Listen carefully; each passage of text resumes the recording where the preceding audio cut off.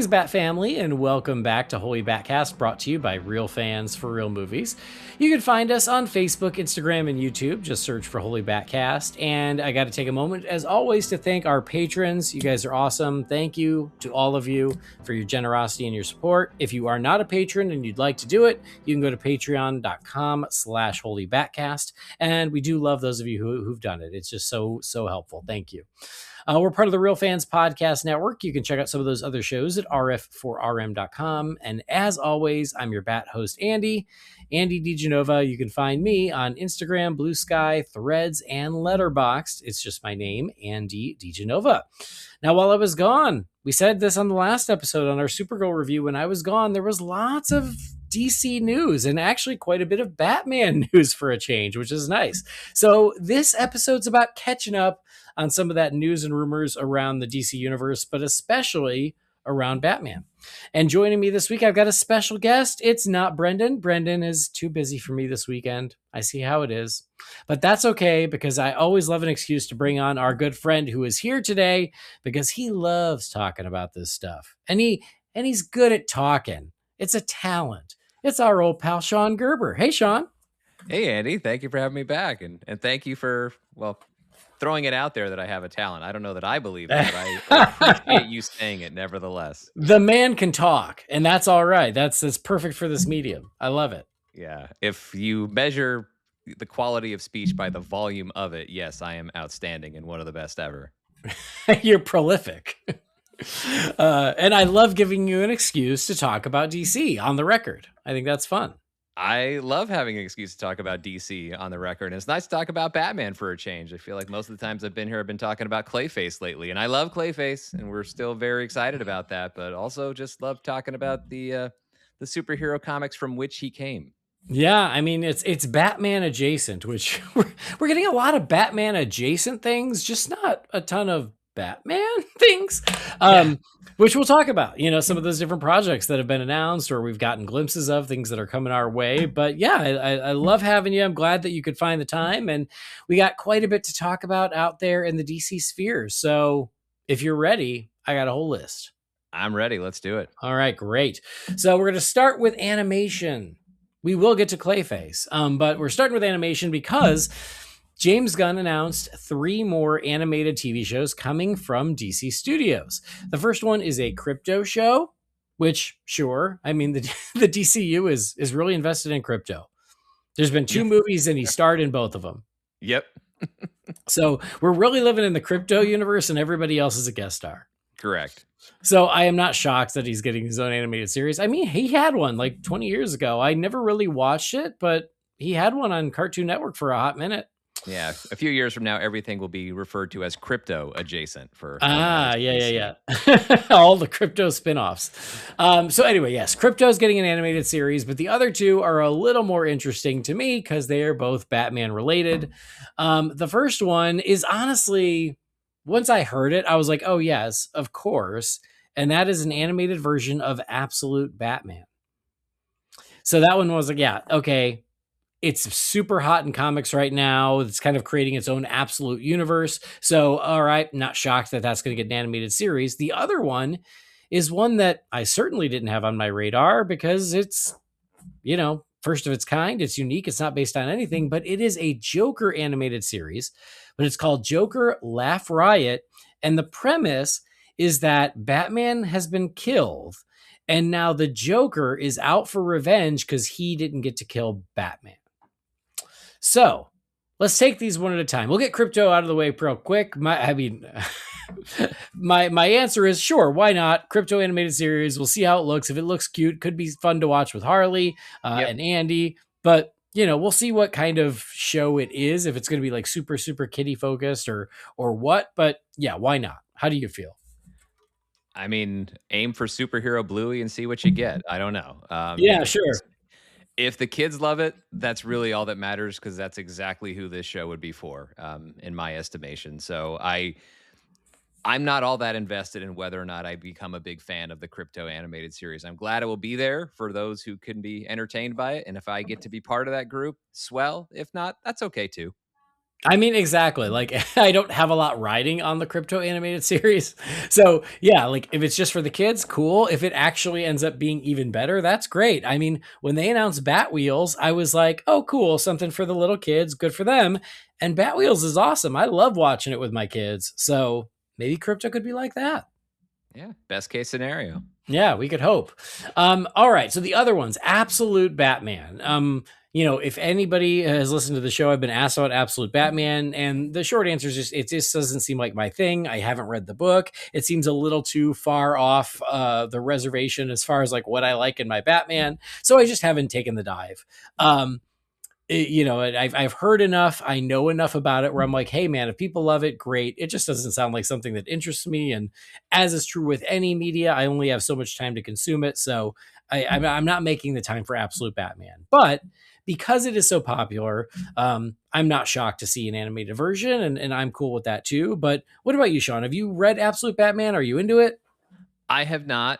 Similar feelings to you in that I've seen or so. I think I've seen enough of from character designs to what I've seen and know of those storylines in that series that I understand that it's very popular, and I don't begrudge it nor anyone its popularity. It just hasn't been something that grabs me as a Batman fan, which is totally fine.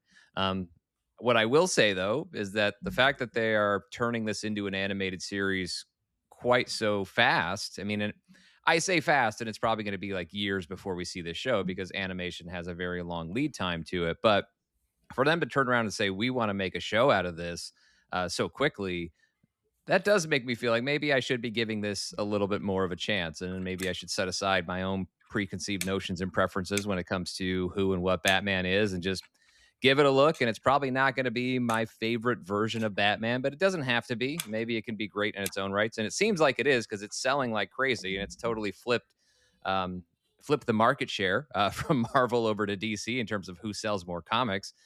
So it's a massive hit. So clearly people are responding to it for a multitude of reasons, I'm sure. And I am excited that they're doing a different sort of style and animation adaptation to turn Absolute Batman into an animated series. And as I said, if anything, this maybe adds some motivation to maybe give those comics a chance. Yeah, I mean, and same. Like I'm I don't begrudge its success either, and I think that's great. If that's what people are into, and anything that gives us more Batman makes me happy, so I'm all for it. And for me, it doesn't make me go, "Oh, I better catch up on the comics." I'm good, But an animated show is something I am going to watch. So maybe the animated show can be my entry into, this version of Batman in this world. And maybe I'll enjoy it more than I expect, or maybe I won't, but it doesn't really matter. But it's cool. And like you said, like for something that is so new in the world of Batman, that's actually really impressive. I mean, the absolute Batman design showed up in the new Lego Batman video game, so that was already kind of a big like, oh wow, already good for them. And then now they're getting their own show. Cool. So I will absolutely give it a shot, and I hope to be pleasantly surprised.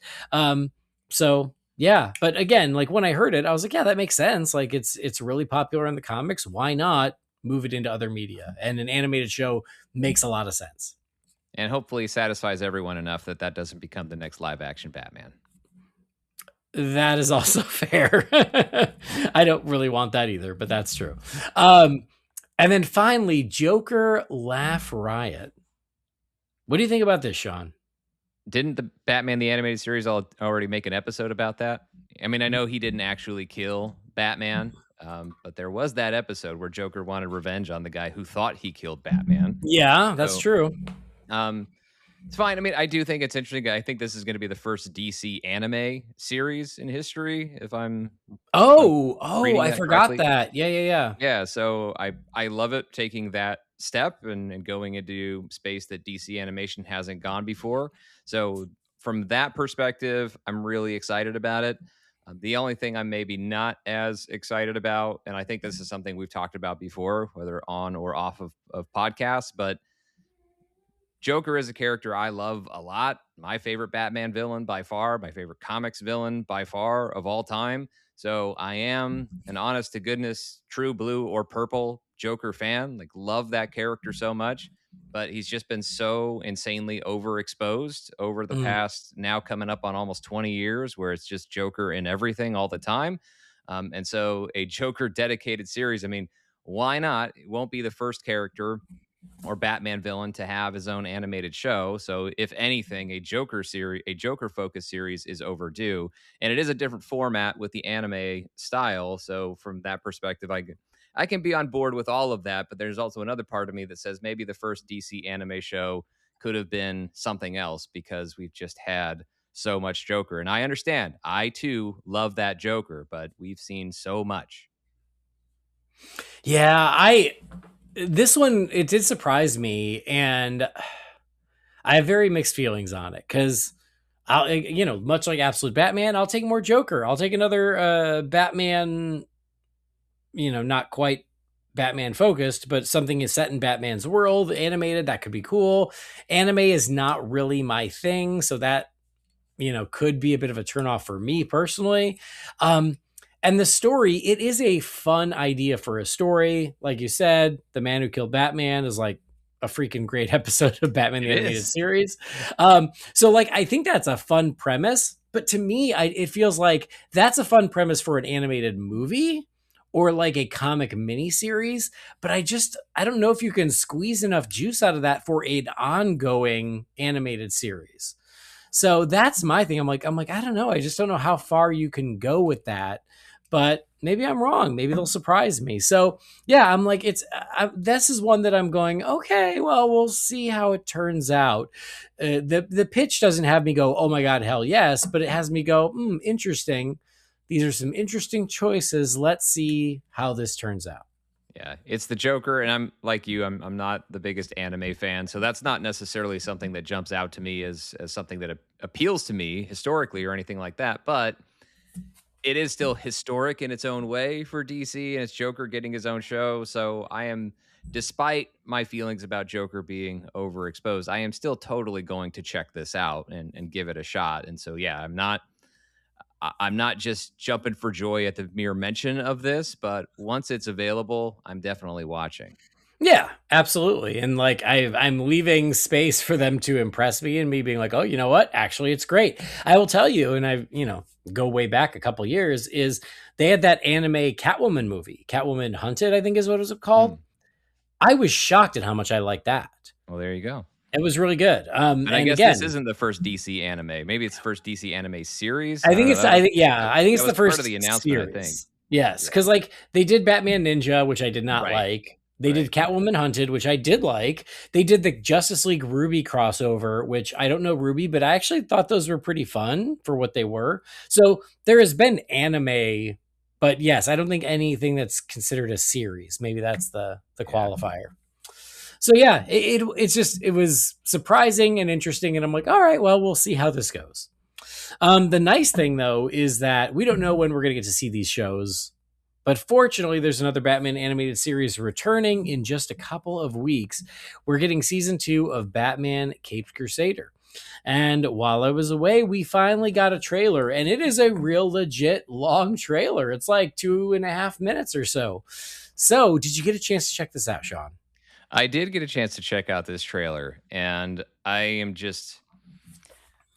very much a massive Batman the Animated Series fan. I think it is as responsible for my Batman and by extension superhero fandom being a lifelong thing as anything else. And again, not where I met Batman or these characters or these worlds, but was certainly there for me at an important time in my life when other kids were quote unquote aging out of superheroes. I was still locked in thanks to Batman the Animated Series. And so, and I know this is not that, and it's, the Bruce, but obviously still Bruce Timm vision and style. But the trailer, I liked some of it, but if that's their version of the Riddler, then again, that's just not for me.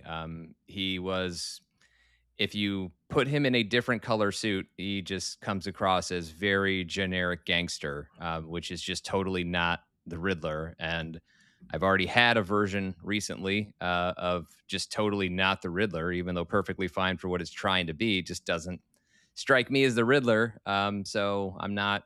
I like a lot of what that trailer presents, but then there's other things where stylistically and stuff that I still, full disclosure, didn't watch the first season because there were things that just didn't look like they were super appealing to me, from a character and design perspective. So Mm.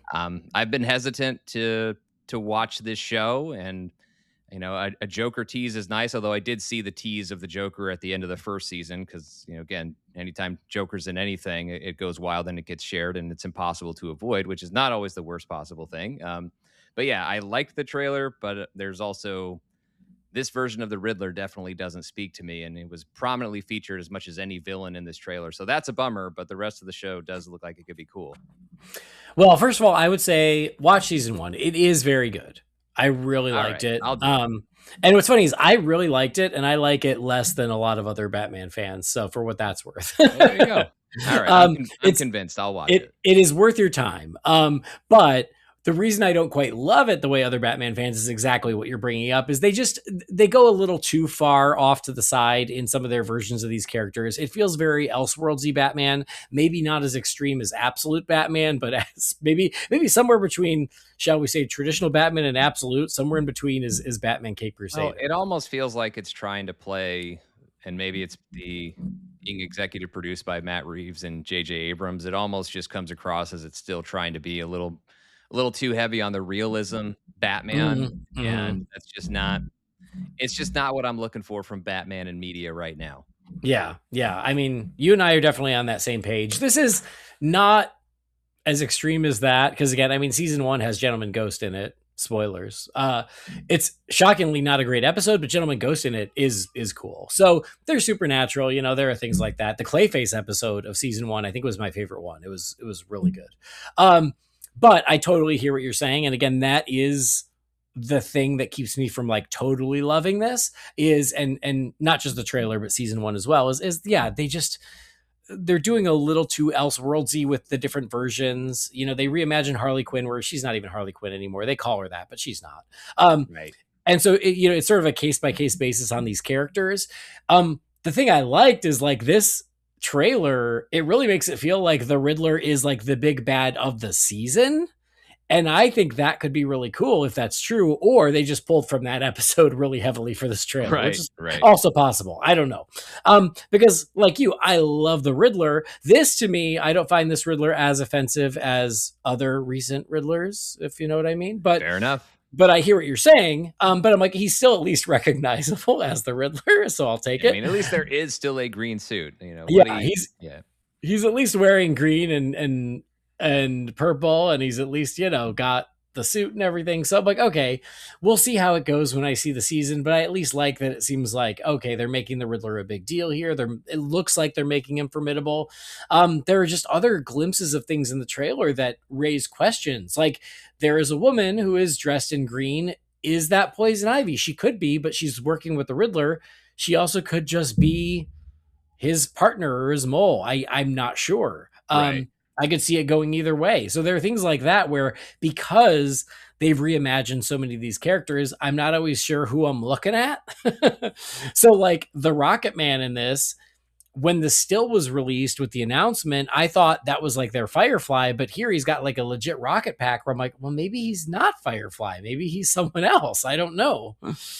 Yeah, I was thinking Firefly as well, but and maybe he is. I'm not sure. But like, there's like a quick blink and you miss it glimpse of Man-Bat, which I thought was pretty darn cool. Mm-hmm. So yeah, like it's promising. I'm certainly looking forward to it, because like I said, I enjoyed season 1.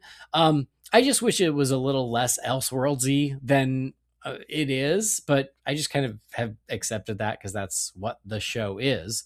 There's another glimpse, and this also came out with the promotional stills. There's like a dude in a suit with a black mask and like lenses for eyes. Like, is that Black Mask? Or is that someone else completely? I don't know. There were rumors that it could be the Scarecrow, and if it is the Scarecrow, that is, disappointing. So I don't know. Like, it raised a lot of questions. There's some cool visuals. There's some cool animation. I dig that the Riddler's going to play a big part, and like you said, the Joker looks suitably creepy. I really love the tease for him at the end of season 1, so I'm excited to see more of him in this one. And I think ending the trailer with that tease for for the Joker makes a lot of sense too. So yeah, I am looking forward to it. I'm not like, oh my God, counting down the days looking forward to it. But I think overall it's a good trailer and it certainly feels in line with season one. Yeah, absolutely. There's an amazing shot Oh, of. I'm taking your word for it that it's in line with Yes, season you one. just But as have far to as trust me. yeah, some excitement for the trailer though. Despite my Riddler misgivings, I still overall liked the trailer, and it did have me feeling that. And your recommendation certainly have me much more motivated to go check out season one. Yeah, it is good. I think you'll like it. I was just gonna call out the cool nerdy shot of Batman busting through a stained glass window from a church because I totally dug that too. So yeah, Oh yeah, I love some good Batman eye candy. But yeah, so we will see. And again, it's only like a week and a half away, so that's exciting. Something to keep us busy while we're waiting for the next big thing. right. Um, all right. So where is my rundown? That is Cape Crusader season 2. Oh, and there is more animated Batman coming our way because we got another trailer. We are getting a Knightfall trilogy of animated films. We already knew that. It had previously been announced, but we got the first trailer and they've already shown part 1 to an audience at, oh my gosh, was it Annecy? It was an an animation festival. And I want to say it was that, but I don't quote me on Annecy, but it was a recent animation festival. They showed Knightfall Part 1. But there is a trailer now for the Knightfall trilogy. I don't think we have a release date, shockingly. No, I think the trailer itself, which is usually when you would a great time to tell everybody, or a great message to send at the end of a trailer is here's where you can see the whole thing of this little tease that we just showed you. But yeah, all I ever saw on there was coming soon, and I haven't seen anything on there that actually gives a specific date of exactly how soon they're talking about. You know what, Sean? I got a conspiracy theory. Oh, let's hear it. So before we hit record, we were planning ahead because next weekend is Comic-Con. Oh, all right. They have done this before. What are the odds that they screen it at Comic-Con? I haven't looked all the way through the Comic-Con schedule to see if that's something that got announced or not, but also a surprise screening or something like that wouldn't be totally outside the realm of possibility. So yeah, I could totally see that happening, especially if they have already screened it, then it would make sense to screen it at Comic-Con and then maybe use Comic-Con as another launch point to just get a little more conversation about it and say, here's when everyone gets to see it. And drop the release date. Exactly. I mean, I feel like Comic-Con is when they showed the Killing Joke, remember? And we were in line for Hall H. And that's when we were in Hall H. We were looking online and we're like, wait, Batman sleeps with Barbara Gordon on a rooftop? That can't be right. Yeah. And then remember that? Well, and I'm pretty sure the first time I watched Batman Year One was at Comic-Con in a Ballroom 20 screening back then. Nice. So again, maybe nothing, but like you said, because they've already shown it to an audience, that means it's done, it's ready. You've got Comic-Con coming up. It would be really smart to show it, do a screening there, and then release the release date to the greater public. Something to keep an eye on, because that's something I would want to do, because not to, jump to the end, but I'm really looking forward to this. Yeah, I'm really looking forward to it as well. I was the right age in the 90s to be a fan of Knightfall, as well as Knight's Quest and Knight's End, which I think that makes up the whole trilogy, right? So yep.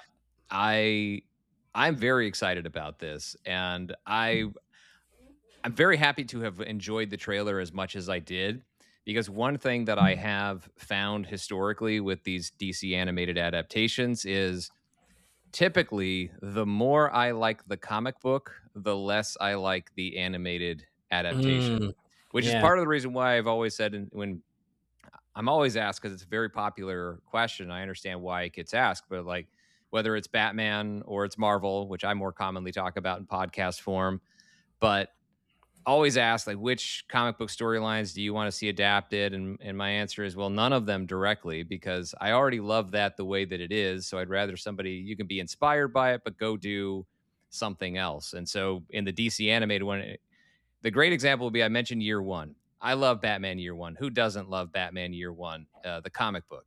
I did not like that. When I sat there at Comic-Con watching that movie, for the first time, I was not happy with it. But Mhm. then years before that, there was a comic book that I was not a fan of at all called Batman Under the Hood, and then I watched the animated version, Batman Under the Red Hood, and I still think it's one of the best DC animated movies that they've ever done. That one was Yeah. outstanding. It was just Yeah. it was incredible. It fixed everything that was wrong with the comic book and then just did its own thing and did other things better. And so that's where I get a little bit worried about it. But Nightfall, I like it and I'm a fan of it, but I don't revere it in the same way I do things like Batman Year One. Yeah. Although I will all say for the record, I thought they did a good enough job with The Dark Knight Returns, so that's totally fine. Yeah, I was gonna But say that, it's funny as you were talking, I literally thought that of, like, that's the exception where the yep, book is great and the movie's great. correct, correct. Yeah. So, but the stakes aren't quite the same for me with Nightfall because I'm a big fan of the story, but I don't revere it in the same way that I do the likes of Year One or The Long Halloween or The Dark Knight Returns. So the pressure isn't quite the same. And I also feel like Nightfall as a storyline is imperfect enough that there actually are opportunities to Mm, improve mhm, upon it with mhm. a more focused adaptation as Yep. part one of a three-part trilogy. So there's room for improvement. And so if they find that in the story and they explore that, they could end up having something. It obviously will never be as impactful as those 90s comic books were, but they could still find a way to make a great Nightfall movie. And based on the trailer, it looks like they're on the right path. Yeah, I'm so there with you. I like Nightfall. What's funny, and, forgive the tangent, but in 2023, it was the 30th anniversary of Nightfall, and I was gonna do an episode about it. So I started rereading Nightfall. First thing that shocked me was the reminder of how long it is. Very long. Oh my god, it's so long. There's so many books. And so I started reading it, had the plans to record to celebrate 30 years of Nightfall, and in there is when my mom passed. And so I kind of stopped at probably about a third of the way through because my mom passed and I never got back to it. Never made the episode, obviously. Um, on this past trip, a couple weeks ago, I'm on a cruise ship and the kids aren't with me. I have time to read and catch up on comics. I finally restarted and finished Nightfall. So it is like super fresh in my memory because I was like, yeah, I guess I should finish this that I started 3 years ago. Um, and I read it back in the 90s, but I hadn't read it since then. And so it's super fresh. And then they dropped this trailer. So it's really easy to make those comparisons already because I just reread it. I think the trailer is great. I really love the animation style. I love the artwork. I think that it looks super cool. It was an interesting choice to like lean more Kelly Jones and less from, what was actually in the books, to lean more into like the Kelly Jones artwork or the covers as opposed to Right. the other artists who did the books. But I still like the choice because it gives this such a distinctive look. The animation looks great. Batman looks great. Bane looks great. The quick shot we get of Mr. Freeze and the Scarecrow and the Joker, they all look fantastic. So I was like, okay, animation, check. It's a story I like, check. I'm all for a trilogy if they can pull it off. I think that's cool too. So I'm into that. And like you said, and I think that we've even talked about it many, many, many years ago, is that as much as we like that arc, there are opportunities for improvement. Like it never sat well that Bane breaks Batman's back, but Batman never gets a rematch with Bane because Correct. Jean Yeah. Paul Valley takes care of it. And it's like, well, that just feels like a little Yeah. broken as far as the story Yeah, goes. it's not as much fun, and I do hope that's one of the things I really do hope they change over the course of the trilogy. Yeah, it Yeah. was never fully satisfying, and there's no like transfer property that works where just because okay, so Bat or Bane beats Batman, John Paul Valley beats Bane, and then Batman beats John Paul Valley to become Yeah. Batman Yeah. again. And I'm Yeah. like, yeah, okay, so he beat the guy who beat him, but that's not the same. Or he beat the guy who beat the guy who beat him, but that's not the Right. same as Batman actually, getting his licks on Bane again. Like it's not the same, and it's not as satisfying. And so that is an opportunity where if they do go ahead and change that over the course of this trilogy, I hope they take that opportunity, and I will not be mad one bit for a departure from the books in that respect. Agreed. And that was the thing that always bugged me about it. And I hope that they take this opportunity to correct that. I love that this is the Tim Drake Robin. You know, Tim has Yep. gotten, you know, a bit shuffled to the side in recent years. And so I love that, you know, because they're doing that story, that era, to using that Robin. And Tim is so important to the story because he's the one who has to like be there side by side with Jean Paul. Right. And so like it's just so important that it's him, and I love that. So the things that give me pause is that it's R-rated, which is not the end of the world, but I'm just like, why are we doing that? Right. But the creative team is the team who did the 3-part Crisis animated movies. Did you watch those? Those I did not see. Sean, my friend, don't ever watch those. They are truly terrible. Like I never heard good things, so it was easy to stay away. I bought them. I was like, no way they could be that bad. Oh my God, they're so bad. And so I'm like, please, like I hope this team is refreshed and they can nail Nightfall, because I will be so sad if this ends up like that trilogy, because oh boy. But with those things aside, like from the trailer, I think it looks great. And then apparently from that screening, all the responses were great too. They said that it's really good. So I'm psyched for this. And I also love that it's, bringing to life traditional Batman. You know what I mean? Like, as Yeah. opposed to Cape Crusader, where it's like, oh, you know, they rethought this and they reimagined this and they changed this. Whereas, like, it's like, no, this is Batman and Robin and Bane and the Rogues Gallery the way we know them and love them. And it's fun to just see that in a big anything anymore, because I feel like it's been a while since we've had that. No, it really has. I mean, I think that's one of the things that it's been a recurring theme in our conversations is the idea of being able to see the in his prime Batman battling a full rogues gallery, and certainly Nightfall, that storyline features that. And so the Mm-hmm. idea of an animated adaptation affords that opportunity to scratch an itch that the live action movies just aren't moving forward with fast enough. And so I think that it's nice to have that in animated form. And I'm super excited in that respect. And as I said, this is a storyline that was a whole lot of fun to read in 1993.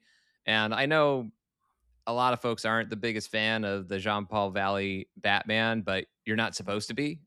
So Yeah. that's Yeah. kind of okay. And look, I know it's the most 90s thing ever, but I like the Jean Paul Valley, Azrael batsuit. I like it. I think it's cool. It was a lot of fun. If I may digress for just a moment, because we said I'm good at talking for a long time. When I was in 5th grade, I used to actually be able to draw. Can't do it anymore because I stopped. So if you're good at something, everyone, please keep doing it and nurture the talent, because it does go away. But anyway, I used to draw a lot. And so I loved that suit so much that I found like a nice piece of like poster board or whatever to draw that Batman. It was just a pencil sketch and whatever. And it was pretty good. I mean, who knows? But if I saw it at whatever that sketch looked like as an adult, maybe it was terrible. And it really did look like a 5th grader drew it. But I thought it was Yeah. pretty good. But there was a rule in 5th grade, like as there is in most elementary schools, you're not allowed to pass stuff around in class. But I was so proud of my drawing that, of course, I was showing it off. And so it was getting passed around the whole class. And then my 5th grade teacher, Mrs. Bryan, and the rule was if your drawing gets confiscated, like that's it, it goes away, it's going in the trash. She grabbed it when it was going around the class. She looked at it. She liked it so much that she gave it back to me and said that was really good. So that was a fun memory for me in Nice.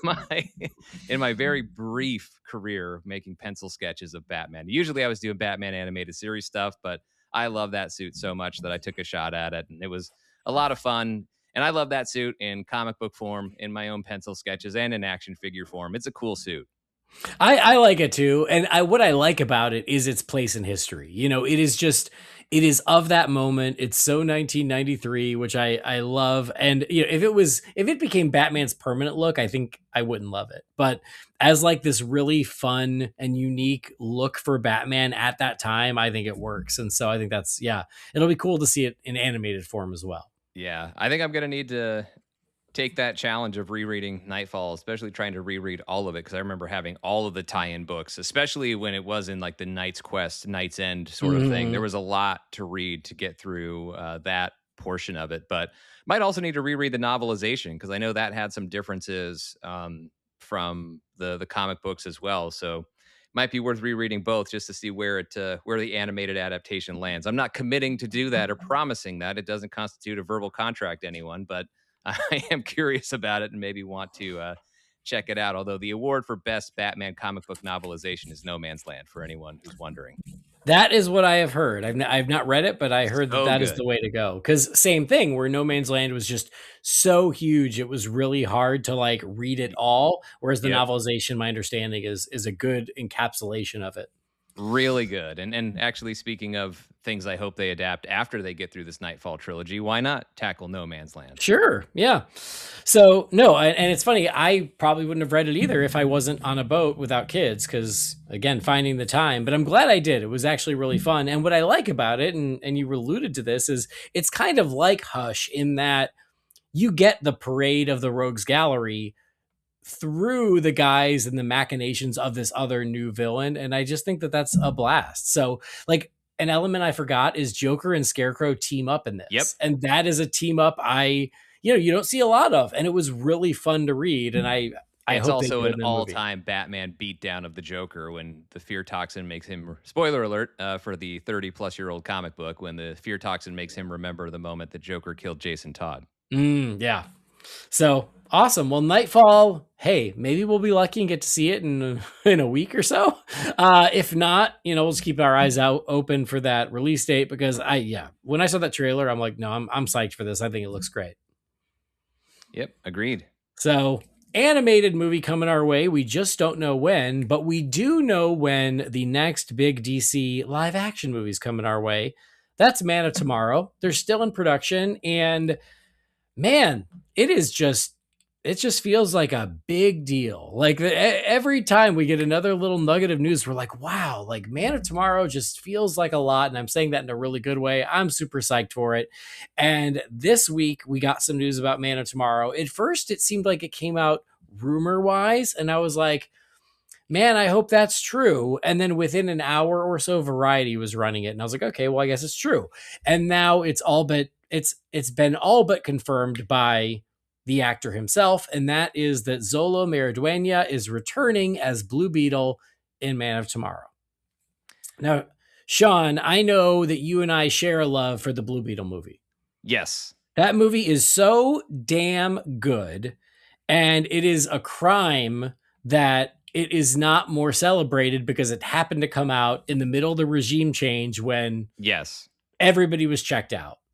And that is such a shame because that movie is so good. If you're listening to this and you still haven't seen Blue Beetle, what's wrong with you? Watch it. It's great.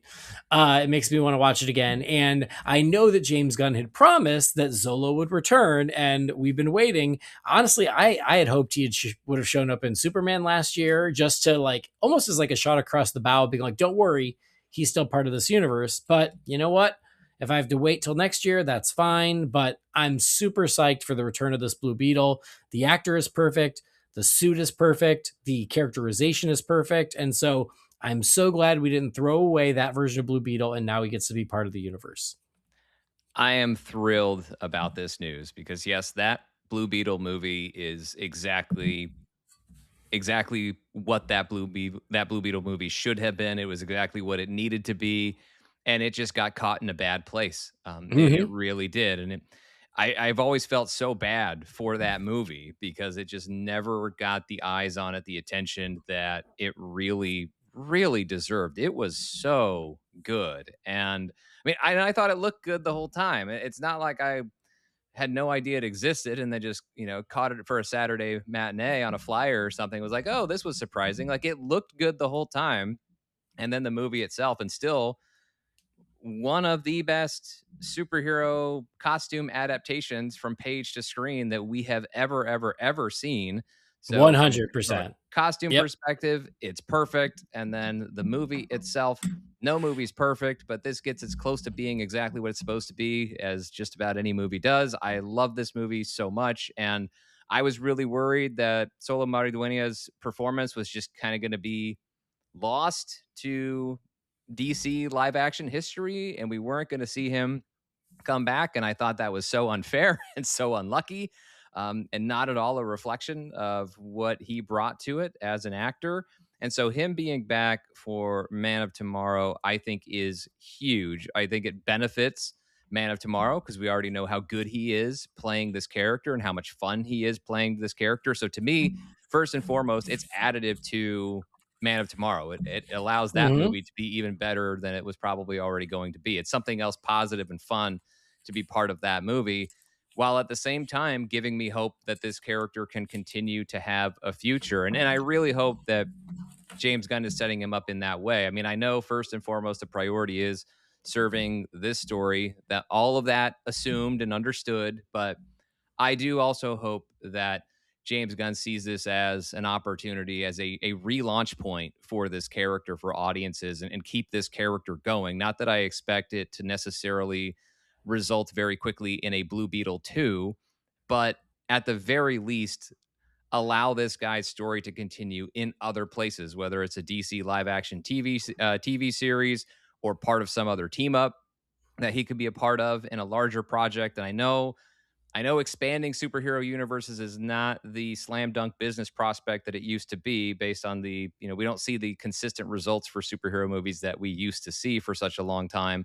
But audiences show that they will show up when something has the goods. Blue Beetle is an exception to that, just because it was caught up in an odd place in a transition between DC universes. So Mhm. unfortunate that that happened, but not a reflection on the quality of the film or Solo's performance. So yes, let's make Man of Tomorrow better by putting Blue Beetle in it, and let's also let this be something that allows Blue Beetle to continue beyond Man of Tomorrow, because totally deserves to.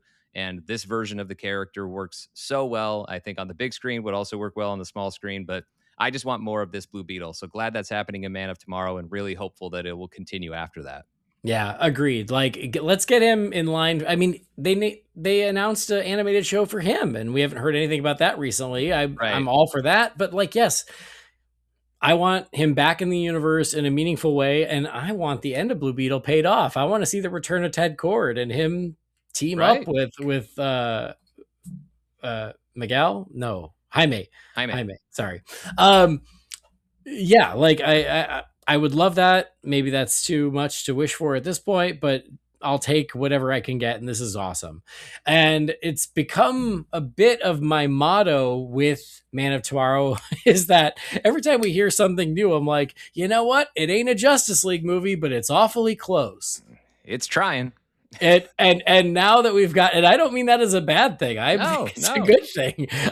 But like, add in one more. Now we got Blue Beetle in the mix. I'm like, this movie, like, it's really exciting, and maybe that's why it's not called Superman, because it is much more of a DC Universe movie. But yeah, I think this is great news. I was so glad to see it confirmed. And then I don't know if you saw, Zola posted on social media where he's like, "Hey, I see everybody's talking about Blue Beetle," and he posted a picture of himself, like a behind the scenes picture in the suit, and he's like, "That movie and that role meant so much to me, so this is a good time to go revisit it," or something like that.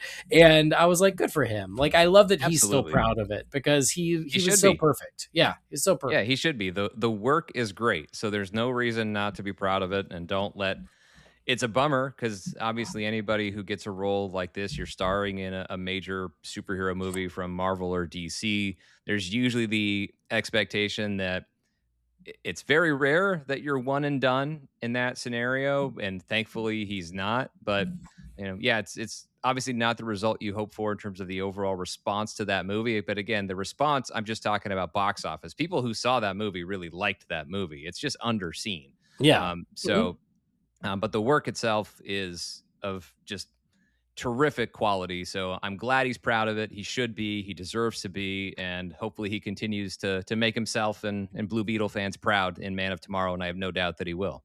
Heck yeah.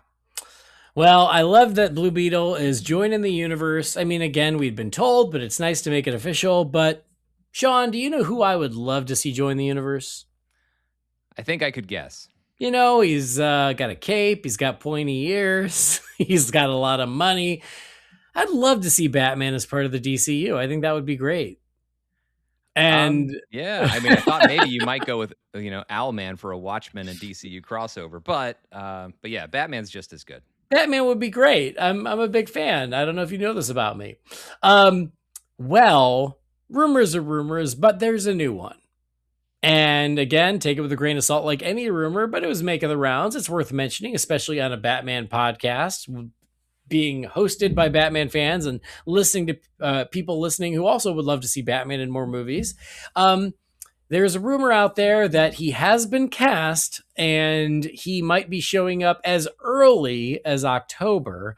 Again, please take this with a grain of salt. We don't know how true that is. But Clayface is coming in October. And the actor that they are saying might be cast as Batman is Tom Brittney. I'm not familiar with Tom Brittney. All I know of him is the pictures I've seen because of these rumors. I don't know him, but James Gunn did a podcast like a year ago talking literally about how much he likes Tom Brittney, which maybe that's where this rumor came from, or maybe that's why he considered him for this. Who knows? But the rumor is that Tom Brittney is going to be playing Batman in the DCU and will be shooting some sort of cameo for Clayface. So, how do you feel about that, Sean?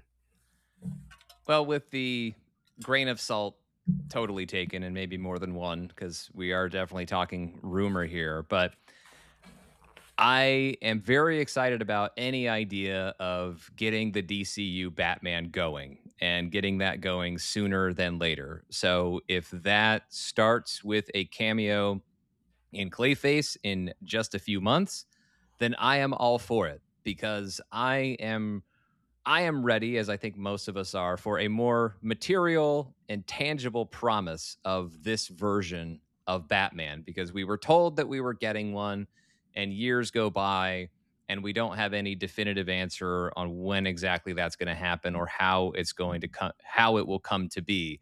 So to be able to fast forward to actually having that Batman on screen, regardless of who plays him. And the fact that they would actually have to cast the actor who's going to play Batman in the DCU is a much more meaningful step, as opposed to we just have a silhouette with a pointy eared shadow that could be anybody. And while they still make up their minds of who's going to play Batman. So if we're talking about a level of commitment to casting someone and putting that someone on screen in a DCU movie, and we can talk more about the actor, although I don't know much more than you do about the actor, but just having that level of commitment to the new Batman, the DCU Batman, that is what I would be most excited about, to finally have that step being taken, which, because right now I have no, short of this rumor, I had no expectation that that was going to happen this year, or maybe or at the earliest next year for Man of Tomorrow, but I wasn't even all that hopeful about that. So Batman in the DCU as soon as Clayface in a few months, yes, please. Yeah, no kidding. You're speaking my language. And I agree with all of that. Like you said, I would not have been totally shocked if we got a silhouette of Batman and Clayface just to be like, yeah, he's out there. And you know what? I probably would have been okay with that, because it's something. It's a step in the right direction. I'll take what I can get, because we are living in a Batman movie drought right now. And so also, I understand wanting to keep your options open. So it's like, well, maybe that's what they're going to do. But to cast someone that they think will be the ongoing Batman for the DCU, that's exciting, because it is what a lot of us fans have been waiting for. We love the DC universe, but guess what? Batman is a huge part of that. And to still, I know we're only 2 movies in, but to have no Batman on the horizon is like, we're just kind of waiting. And you're making a Clayface movie. And of course, it should be a Clayface movie, but Clayface is a Batman villain, and you're going to make a Clayface movie that, if it has no Batman, no mention of Batman, no nothing, like, that could be a little disappointing too. So as far as a cameo in Clayface, that's probably more than I could hope for, but I will hope for it, because that would be great. And I think it would be just that extra little oomph that I think we would want from the Clayface movie. And then casting someone, hopefully that means they have immediate plans for more Batman soon. And that's what we've been waiting for. As for Tom Brittney himself, like I said, I don't know if he's any good. I've never seen him. But from the pictures and everything, if James Gunn likes him, I am totally cool with that. He looks Batman-y enough to me. And personally, I like the idea of a fresh face and a fresh name without the baggage coming in and being able to make Batman his own. I think that's exciting. It's not, I mean, it's even more unknown than Christian Bale when he Right. took the role in Begins. But Affleck came with all this baggage, and even Pattinson to a certain extent. So I like the idea of a fresh face getting a chance to play Batman in the DCU. So I'm all for it. And if it gets me a Batman in this universe sooner than later, hell yeah, let's go. Yeah, I totally agree with all of that. And then regarding Clayface, I mean, what I do like about this though is, at least in how I'm interpreting it, all under the assumption that this rumor is true, which it totally may not be, but I don't think this is something they do just for the sake of the Clayface movie. I think they Right. do this because it will help the Clayface movie and they're ready to move forward with whatever the next step is with this DCU Batman. And that's part of why you mentioned you can understand keeping your options open. And I understand that as well. But what I like about this is if they're ready to cast someone, it means they no longer need to keep their options Yeah. open because they Yeah. have something that they are committed to. And they probably have a timeline that they are committed to in terms of when they're going to make a movie that stars this DCU Batman. Because I think he's what, 35 years old. So I Yeah. think, so we're talking about, I mean, great age range for Batman, provided they don't make him wait 10 years to actually play Batman. But great age range to start as an actor playing Batman. I, like you, not as familiar with him, although I know I have seen him. I know that I've seen Tom Brittany because I've watched some stuff that he was in. When I looked at his IMDb, he was in a movie starring Tom Hanks, a naval war movie called Greyhound. That was an Apple movie like 6 years ago. Underrated movie, by the way. Totally solid and worth a watch. Don't remember him specifically in that film, but at least maybe that's a good thing because he definitely wasn't so bad that I was like, who's that guy and how did he get cast? So he must have been at least solid in that, even if he didn't necessarily stand out in a way that made me look him up to see who that guy was. And then he was in another show that I watched 10-ish years ago called Unreal. So I know I've seen him in things. And so I'll probably maybe go back and revisit a couple scenes from those projects. You'd be like, oh yeah, that guy. Yeah. Just Yeah. refamiliarize myself with him as an actor.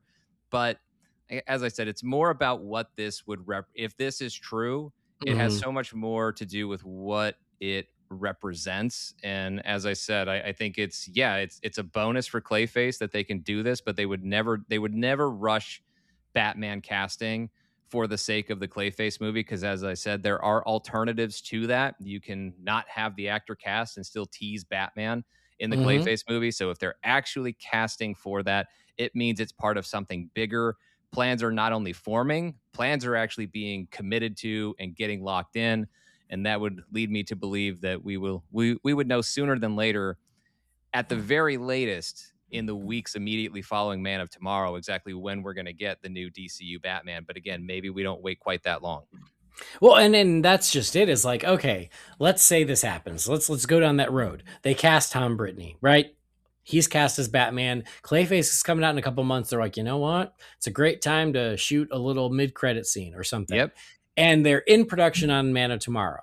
If they're going to tease him in Clayface, you think they don't want to tease him again or have him at least pop up for something in Man of Tomorrow, like to get that Batman train rolling?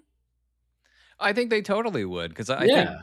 and they should, by the way, because I'm not. I don't want to rehash debates of the previous era of DC universes, but conceptually, one of the things I was not as big of a fan of from the jump was with the idea of Batman v Superman. Is I didn't like the idea of they meet for the first time and it's already a movie about, like, that's just totally about the two of them working together or really fighting in that movie by its title. That I was not a fan of that idea. I liked the idea of the relationship building and then fracturing over time. And I'm not Mhm. saying they need to queue up another Batman versus Superman, dust up. They don't have to do that. But I like the idea of Batman having a small part or moment in Man of Tomorrow that establishes a relationship with Superman that can keep being reestablished and built on over time. Because if you're going to have a connected universe, I think the most valuable currency you can have in a connected universe is not just individual character arcs, but relationship arcs for pairs or groups of characters. And the idea of having that for Batman and Superman in the DCU, I think that could be totally invaluable. So the sooner you get the two of them together and interacting, the more opportunities you will have to build that over time, which will make whatever happens with them, teaming up, arguing, fighting, whatever it is, that much more impactful.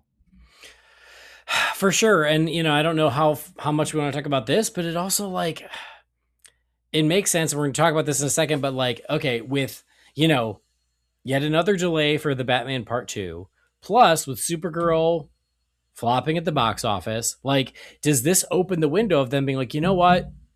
We're done waiting. It's time to get to Batman. And, I think so. And for multiple reasons. And if that's what it takes, great, I'll take it. But yeah, and the other thing, and I like Batman versus Superman a lot more than you do, but one piece of that I never loved is the fact that when we meet Batman, he's already quote unquote over the hill, right? He's already past its prime. He's all but retired. And, no, let's we've got Superman in his prime right here with David Corenswet. Let's introduce a Batman who is also in his prime. So to your point, they can start building that relationship, frenemies or whatever it ends up being. But, we're not already dealing with an older grizzled Batman versus a young idealistic Superman. It's no, let's get them on a level playing field. And it also sets up the universe for some longevity, which I felt like they kind of cut their legs off at their knees by going, oh, this Batman's been around a long time, he's already old. It's no, right. Let's not make him old. We have a lot of stories we could tell. Yeah, and I do appreciate, speaking of leveling the playing field, and I know you touched on this, is the idea of going with an unknown or certainly far lesser known actor as Batman. And this would be the least famous actor to be cast to play a live action Batman in any major feature films that we've ever seen, right? Since Lewis Wilson. Yeah, certainly, certainly not far less famous than Michael Keaton or Val Kilmer or George Clooney or, yes, even Christian Bale. And then obviously Ben Affleck and Robert Pattinson at the time they were cast as Batman. But I think that's appropriate, right? In terms of leveling that playing field. Superman was a lesser known actor, right? As he's been most of the time. Batman actually hasn't been traditionally. And so to go with that approach for Batman, I think is totally fine. Because look, he didn't get cast without showing them something, right? And we know that James Gunn scrutinizes the hell out of his casting choices, sometimes prematurely dismisses people that ultimately get cast. If we're talking about the story of Chris Pratt as Star-Lord in Guardians of the Galaxy, which unquestionably worked out for that franchise. But we know that James Gunn is tough to impress. He doesn't just go in ready to love somebody. I'm not saying he's horrible to people in auditions and screen tests, not saying that, but he's not traditionally as easily impressed. So if there's something there, and look, I have to imagine, right? When Tom Holland was cast as Spider-Man, he had to go do screen tests with Robert Downey Jr. Who are you interacting with in this universe? And let's make sure that chemistry works. So if we have this situation where Tom Brittany really truly has been cast, then he has already done a screen test with David Corenswet, and I would be shocked if he were cast and that didn't happen. Yeah. So I feel like the steps that we could reasonably expect them to have taken would all have been taken. And if Tom Brittany passed all those tests, then I'm ready to embrace him until he gives me a reason not to. So that's where I stand on the casting. Yep. I mean, and that's so true. But I mean, even if you look at a lot of the casting for Superman and even some of the Guardian stuff, is you're right. There were lesser known people, but James Gunn saw and they all delivered. I don't think you can look at any of those movies and go, oh, that was bad casting. Right. So absolutely. I'm totally willing to trust the choice in Tom Brittany. If that's what happens, this is a big if, but if that's what happens, I'm totally here for it and I'm willing to trust it. And I can't wait to see it. So we'll just have to wait and see totally how it screwed goes. Up though by talking about it this much and getting ourselves this excited about it. So. Oh, always. But what else are we going to do? So anyway, we shall see. It will be interesting. Again, it's just a rumor. Clayface might come out in October and there's not a whiff of Batman on it. That still could happen. We don't know. We just have to wait and see. But hey, we're podcasting about Batman. We like to talk about all possibilities. Absolutely. Sometimes those possibilities include rumors, and there is another rumor that is worth touching on. And it works out that this rumor came out the week that you're here, Sean, because I feel like Lovely. we talked about this before. And this is a rumor about Scarlett Johansson in the Batman Part 2. Now, when Scarlett Johansson was cast, I think that it was, it was wildly speculated that she was going to be playing Gilda Dent. And then a couple weeks ago, right before I went on my trip, there was a new rumor that emerged that she's not. She's actually a reimagined version of the Phantasm. I don't know if you saw that. I think I did see that. Yeah. And I personally, I was like, great, that's better. I like that better. I would much rather her be a Phantasm than a Gilda Dent. So, okay. And then this week, a new rumor came out that she's actually a version of Poison Ivy. So, again, like any rumor, let's just acknowledge she's already been rumored for 3 pretty major roles, and we still don't know who she's playing. But this is the latest, is that she is, quote, obsessed with plants and uses toxins to kill people. So therefore, she is a realistic Reeves-verse version of Poison Ivy. Now, when she was cast on, I think that you were on Holy BatCast, and I feel like you said, you know what? In another universe, she would be a great Poison Ivy. Right. But I'm not sure I want her to be Poison Ivy in this universe. So, how do you feel about that now? Same. And I don't remember. I think I did know. I don't remember if we just chatted about it online in our message thread with our pal Robert, or it was on podcast form, probably just in our message thread. But I think we talked about Phantasm when that rumor happened, and same thing of like, well, probably a better fit for Poison Ivy because Phantasm, despite the name, not as fantastical of a character as Poison Ivy. It doesn't have to be interpreted or should. I don't have as much of an investment in how realistic or fantastical that character is in terms of how that character is adapted. So I could have made space for that and been okay with it. And I will make space for Scarlett Johansson as Poison Ivy.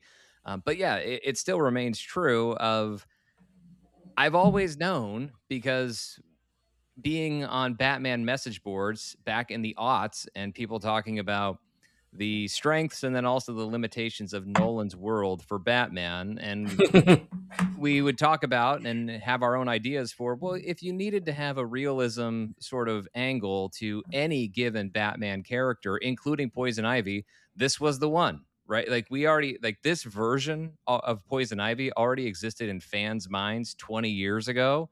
And it wasn't good then, and it's not fun now. So I'm not as excited about it. Well, I shouldn't say, well, it's not good. It can be good, but is it what I'm really looking for from that character? No, it's not. And well, and I if I may, go for it. ironically, during those Nolan years, like what fans said about the Riddler is like, oh, well, make him like the Zodiac, Yeah. and Yeah.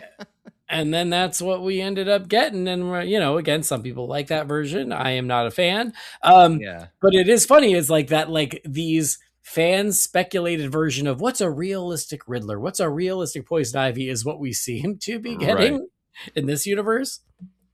Yeah, because that's what this universe demands, right? I think that this universe has already laid out its rules. Now, sure, it could do an about face and all of a sudden take a more fantastical approach. I just don't see any indication that that's what's actually going to happen.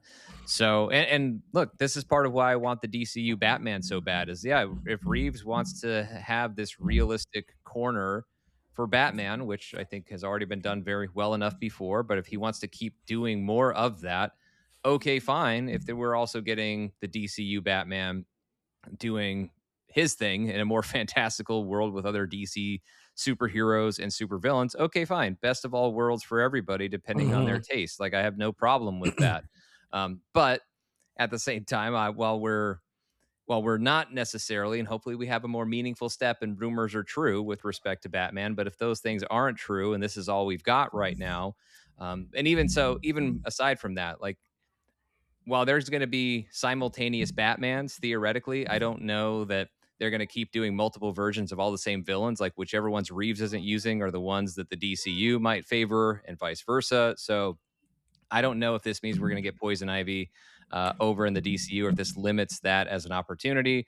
But if it does, that would be a little bit of a disappointment, because we're limiting what this character can be for the sake of a universe that doesn't necessarily need her. And as I said, it's finding a less interesting version of the character. Like, let's just take away what's a lot of fun and very interesting and visually interesting and dynamic about the character, in addition to the story and everything, the story of the character.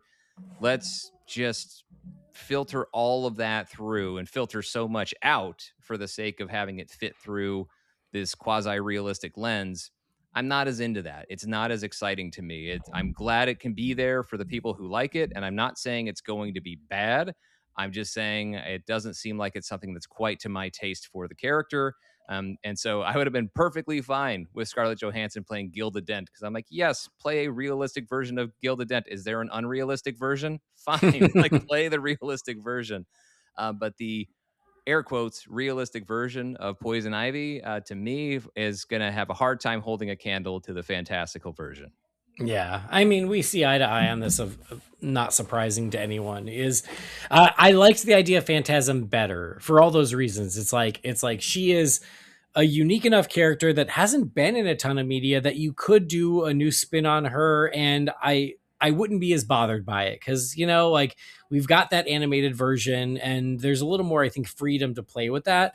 Where if you're just gonna give me like a super realistic, you know, de-ossified Poison Ivy, that's not nearly as exciting. So I'm with you. This is a rumor I hope does not come to pass, but we'll see, man. It's so interesting because, again, those are three very different rumors for this one role, and I just don't know. Yeah, well, that actually worries me from a bigger standpoint of this movie, because typically, you know, the rumor mill, as you go through, you know, closer to the actual making of a movie, and then the movie inevitably coming out, like, usually the rumor mill, like, it gets a lot more narrow over time. Like, we really kind of hone in the focus, and we're still expanding right now with who everybody is and who everybody can be. And what worries me about that, besides just, oh, this doesn't sound like a Poison Ivy to my taste, is what is the status of this project exactly? And why are there so many rumors that are out there? Because usually people ultimately pick up on what's happening. And you could say that it's the rumor mill sustaining itself through the absence of information, which it often does. So that's totally fair. But there's another part of me that wonders, is the scope of this, you know, expanding as far as who she's going to play, because there's not as solid of an idea of exactly what this movie is, and what it's ultimately scripted to be. So those are some of the questions I start wondering about, especially in light of other recent news. Yeah. I mean, and so, yeah, I mean, long story short, I'm with you. I don't want the realistic version of Poison Ivy, and I'll be disappointed if that's what it ends up being. The description that's making the rounds, honestly, it sounds like what we would say as a joke about, like, oh, you know, how would Matt Reeves do Poison Ivy? I don't know, just probably some lady who kills people with toxins. Yeah. And so if that's what it ends up being, it's like, oh, likes plants, can't animate them, but right. likes them a whole lot. Likes them. You know, she has a fern in her kitchen and a syringe full of toxins. It's Poison Ivy. Yeah. So yeah, I hope it's not true. I think that there are better ways to go with this. So we'll see. Yeah. At least it's not unrealistic for her to call her plants her babies. So yeah, she could at least do that much, but I probably guess won't. Well, they've got more time to figure it out, Sean, because ironically, the big news of the week, and I can't believe it's taken us this long to get here, but here we are.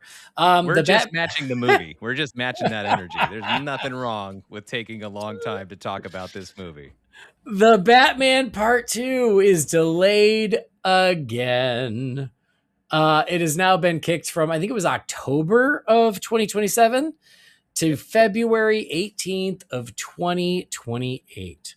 The reason given was, most importantly, the reason given was like, oh, they shuffled around the schedule. Like, they moved this other movie, and so then this had to move too. And then there was like some speculation of like, hey, they were supposed to start production for the Batman Part 2 in like January, and they're just starting it now, and it's July.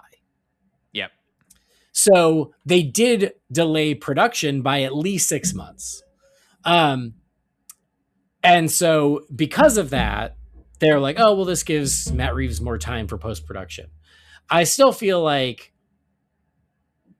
if you whatever. I still feel like you've got time, but whatever. Especially for the style of movie he makes, it doesn't seem very post heavy. But yes, it's now 2028, so it is within weeks of being 6 years after the original film. When I saw the first movie, Harley was days old. We literally went about a week after Harley was born. And when this movie comes out, Harley will be in first grade. So as a way to, I think, try to, I don't know, satiate people, with this news came a 30-second camera test of Robert Pattinson in the suit, in the snow, and then just the logo of Batman 2 comes up, and it's the same logo as the first film, the red kind of elongated bat they used in the first film, and then the Roman numeral 2 shows up on top of it.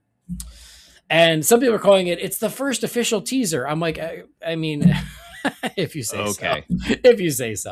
That's a reach. It is a reach, but that is definitely what people are labeling it on YouTube. But I understand.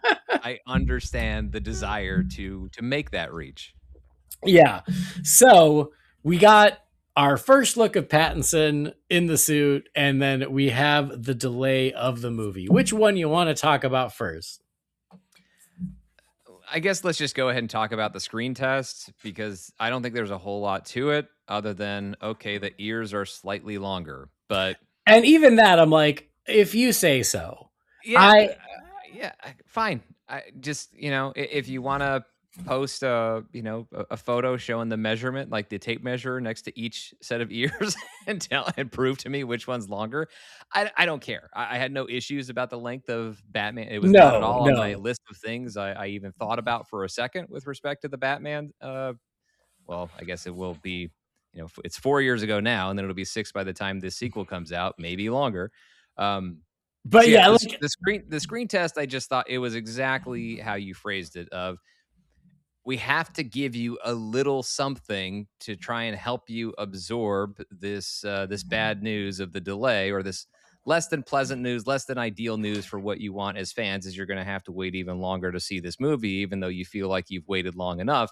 And it's not really that much of a delay. I mean, it's 4 months, but since it's part of a series of delays with respect to this film, that's what makes it sting. And they were trying to ease that with the test footage, and that's all that I thought what it was. It looks pretty much it looks exactly on par with what I already saw from the first movie 4 years ago. So it wasn't particularly exciting, and it just felt like an attempt at a distraction from the delay to make that news a little easier to absorb. And based on the reaction I'm seeing online, I don't really know that it's gotten much easier for folks to absorb it. Nobody seems to be saying, well, I'm really bummed about this delay, but that screen test is sweet. Now, somebody's probably tweeted that or posted that on X, but that's not the overwhelming feeling I get as far as what's out there and how people are receiving the news. Yeah. If you had told me that screen test was a deleted shot from the first movie, I would have believed you. Yeah.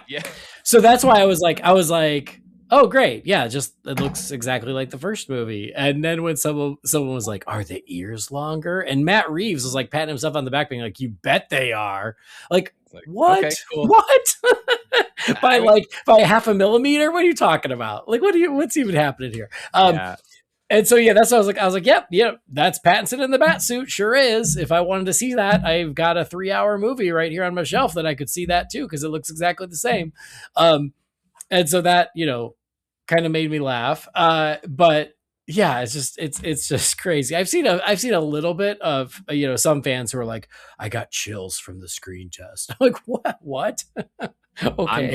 I'm glad it moved you. I won't begrudge anyone their reaction or challenge their reaction. If you got that much from it, that's awesome. But yes, regardless, like it is yet another delay in the long line of delays. I swear the original release date was like a year ago, wasn't it? Wasn't the original release date like October of 2025 or Something like something? it has to have been something like that. Yeah, I mean, it's just nuts. How do we even want to okay, how do we want to talk about this? Let me say this piece first is whatever. At this point, the delays have happened so many times that to me it's funny. I just think it's funny. It's a joke at this Yeah. point. When I saw this hit, I laughed. I was like, of course. Again, here we go again. Whatever. Um, and here's the thing: I'm not mad. I'm gonna have to wait an extra 4 months to see this movie because y'all know I'm not particularly looking forward to this movie. What I am upset about is like it seems as if, and we kind of alluded to it earlier, it seems as if James Gunn was holding on the DCU Batman to give space to Matt Reeves. And in doing that, with the delay after delay after delay, it has kept us from getting a DCU Batman. And that's what annoys me. I am all for like if the Reeves verse is your jam, love it, great, terrific. I was excited. I was like, oh, it's not my jam, so I'm going to get another one, and I can have that, and you guys can have Reeves, and everybody can be happy. But because of the constant delays of this movie, for whatever reason, yes, there have been rumors. Who knows what's true? None of it's been confirmed, despite what some fans will tell you. We don't know why it's been delayed. Whatever, regardless, beside the point. But because of the delays, not getting a Batman in the DC universe is frustrating.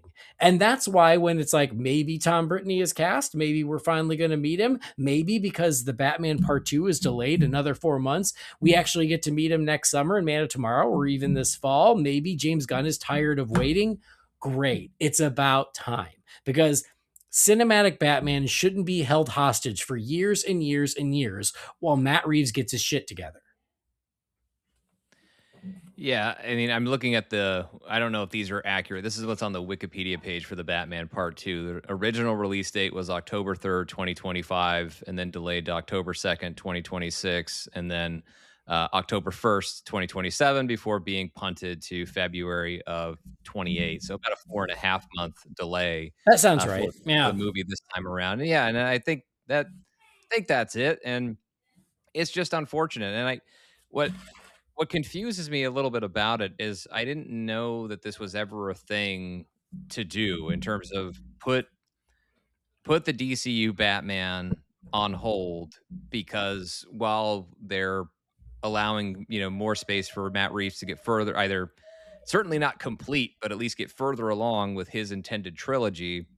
And that to me feels like if that's what's happened, and maybe there's other things that's going on. Obviously, we know with the Brave and the Bold. I mean, we've Andy Muschietti was attached to it, and then not, and then maybe, and then not, and so maybe it wasn't all about Matt Reeves and holding out for his version of Batman or being in any way deferential to Reeves and his Batman. And Maybe it and has and to be fair, that is speculation on my part. right, And I sure. admit it. Yeah. No, and it may have, but it's not just on your part. Like I also have wondered this thing of okay, well, is there something else that is holding up the DCU Batman? Is it just but I don't know. I it feels to me like there's more than that. It feels to me like okay, a director doesn't work out, get another director, get another creative force behind the Brave and the Bold, and get that Batman and Damian Robin movie going. Like just get it moving. But it just kind of feels more like it's not like it's been because we haven't been hearing about it. By the way, Mhm. if they want to confront this speculation or disprove any sort of speculation of anything to the contrary, it's easy to have talk about creative differences and everybody saves face and everybody goes their merry way and works on what they're going to work on.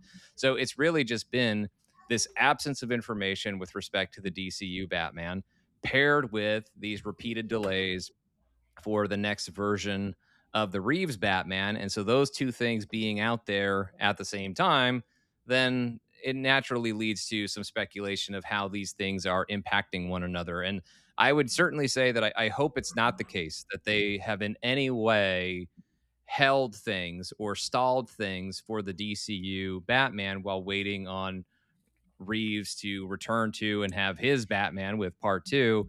I hope that's not the case because, in my estimation, that's a flaw within their own strategy that they seemingly committed to. Like, you already came out, You announced your DCU. You announced you were going to have a separate Batman. So the second you said all of that, that was sufficient as far as communicating to everybody, the fandom, your own studio, Matt Reeves, and everybody else that, hey, another Batman's happening while Reeves is doing his thing over here. We are moving forward with other plans for the Batman who's going to be part of our DCU. And it feels like there's been some hedging on that. And I don't know, I don't totally know why. I don't know if it's because they wanted to see how the DCU was going to do first. And that's something you and I talked about and speculated about last year. Are they waiting to see what the response is to Superman before they go all in on the DCU and a different Batman? Is it some?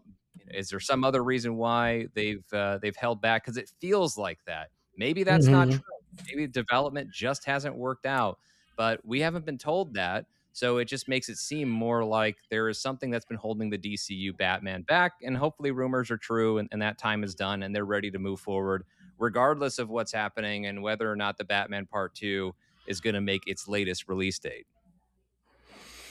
Yeah. I mean, yeah, there are any number of reasons for all of these things. But because we don't know, we have no choice but to speculate, to make guesses, to go, hey, like maybe they were waiting on this. Maybe they were, maybe Gunn was like, oh, well, let's at least let Reeves do this one. And then because it's delayed, who knows? We don't. But again, that's my frustration at this point. What's the difference between 5.5 years and 6 years for the Batman Part 2?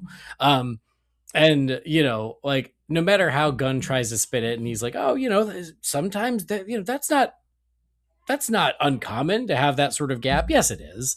Yes, it is. like, Totally. This is the gap that you have between the end of one version of Batman and the start of the reboot. Although usually it's even less than that. So this is the gap that, again, what should be coming out in February of 2028 is the third movie. Right. Yeah. But that's not what's happening. So again, like as far as for the delay, get the third movie before Harley graduates high school, but no promises. Oh my God. Like, my God. It's crazy. So anyway, as for the delay, again, for the people who can't wait for the movie, I'm bummed for you guys that you have to wait a little longer. I'm more bummed that it just feels like, because of these constant delays, it might be holding up things elsewhere. I just don't know. But it's just, at this point, you just got to laugh because, like, how many times does that have to happen before you have to just be like, well, here we go again. Yeah. And that's really where I'm at. I mean, like, I'm like you, I'm not a huge fan of the Batman. I think it's a well-made movie for the most part, although I got some flaws in there for it, but it's just not what I'm looking for from Batman right now. And it's not as good as something else that's already been made about Batman with a similar sort of style. And I think a better version of that style. So I'm not the biggest fan of that movie. Certainly not a big fan of its interpretation of the Riddler, amongst other things that I'm not a huge fan of with respect to the Batman. So I'm not super excited about the sequel. I will, of course, watch it, but my excitement or anticipation is not at a level where a delay is really going to be impactful to me. Like I said, it's more amusing than anything else. The only thing that I wouldn't say it upsets me, but what I really truly hope is, as we've been saying, is I hope that they've never really had anything to do with one another, and that the DCU Batman has not been held up for Reeves Batman. But if that has been the case, then it's time to stop. And it's time, actually, let me put it, it's time to stop stopping. It's time to move forward with the DCU Batman, whether that's in Clayface or Man of Tomorrow or somewhere very soon. It's time to get that moving.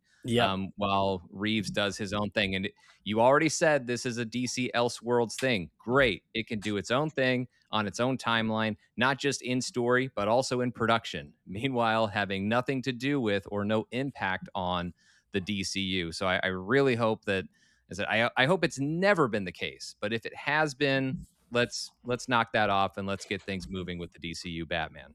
Yep. Nope, I completely agree. And again, that's almost what it feels like with these rumors of Tom Brittany of like, you know what, we're done. Like Yeah, it's time to get the show on the road, yeah. and I'm all for it. The timing, especially if these rumors ultimately prove to be true, the timing would be interesting at the very least. Yep. Well, all right. Sorry for the negativity there, but it's just the nature of it. What are you gonna do? I mean, if over 500 episodes in, people don't understand that you like or care about Batman so much, I don't know what to tell them. So Yeah, that is fair. All right. Well, there you go. That is all the news I've got at the moment. And yeah, still quite a bit. Some things to look forward to, things happening. And, we're going to have a new Batman show in a matter of weeks. We're going to have Lanterns next month. We got Comic-Con this weekend, and then we'll start learning more. So it's still exciting times, and there's a lot coming our way.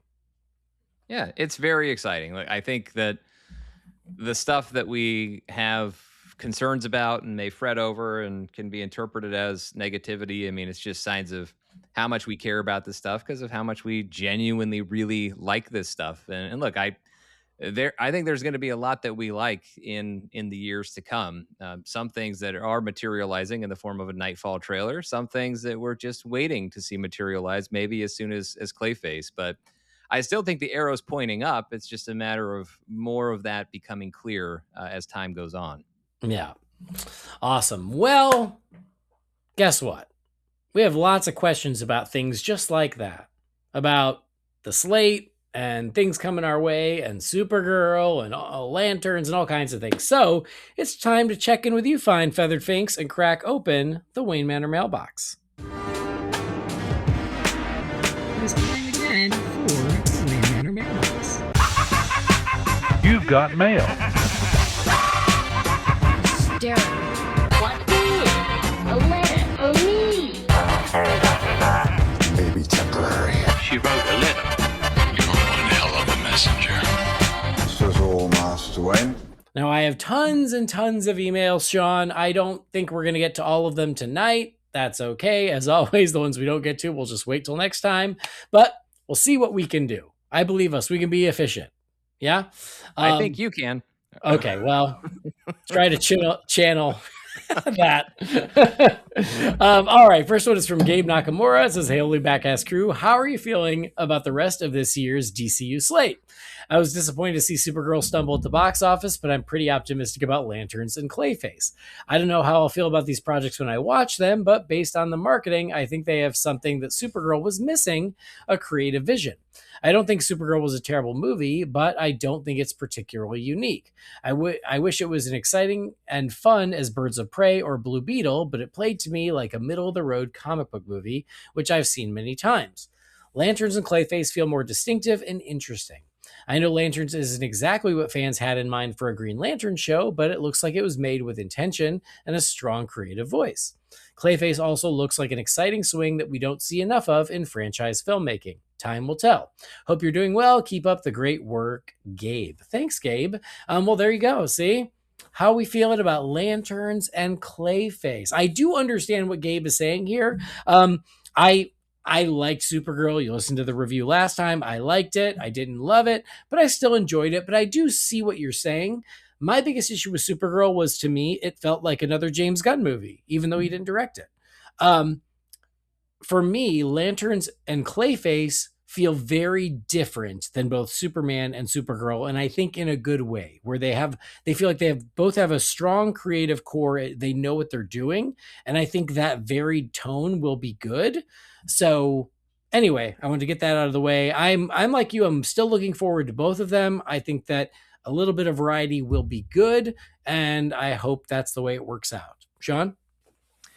Well, I've been a very bad DC fan. I am behind on seeing Supergirl, so I can't compare to, well, I don't have a specific opinion on that movie, although I'm not surprised to hear you talk about it being maybe too James Gunn-esque, because I think that was already out there from the trailers with the Guardians of the Galaxy comparisons that were pretty much immediate. And what I would agree with is, just going off of trailers, because that's all I can go off on all three of these projects, is yes, Lanterns and Clayface both seem to have much more of their own individual look and identities and signatures compared to Supergirl. Like the Lanterns trailer or trailers don't really remind me of anything. The Clayface trailer doesn't necessarily remind me of anything. There are things I Mhm. was immediately reminded of by the Supergirl trailers. And so, in that respect, yes, having something a more distinctive look, feel, tone, identity for those things is very important.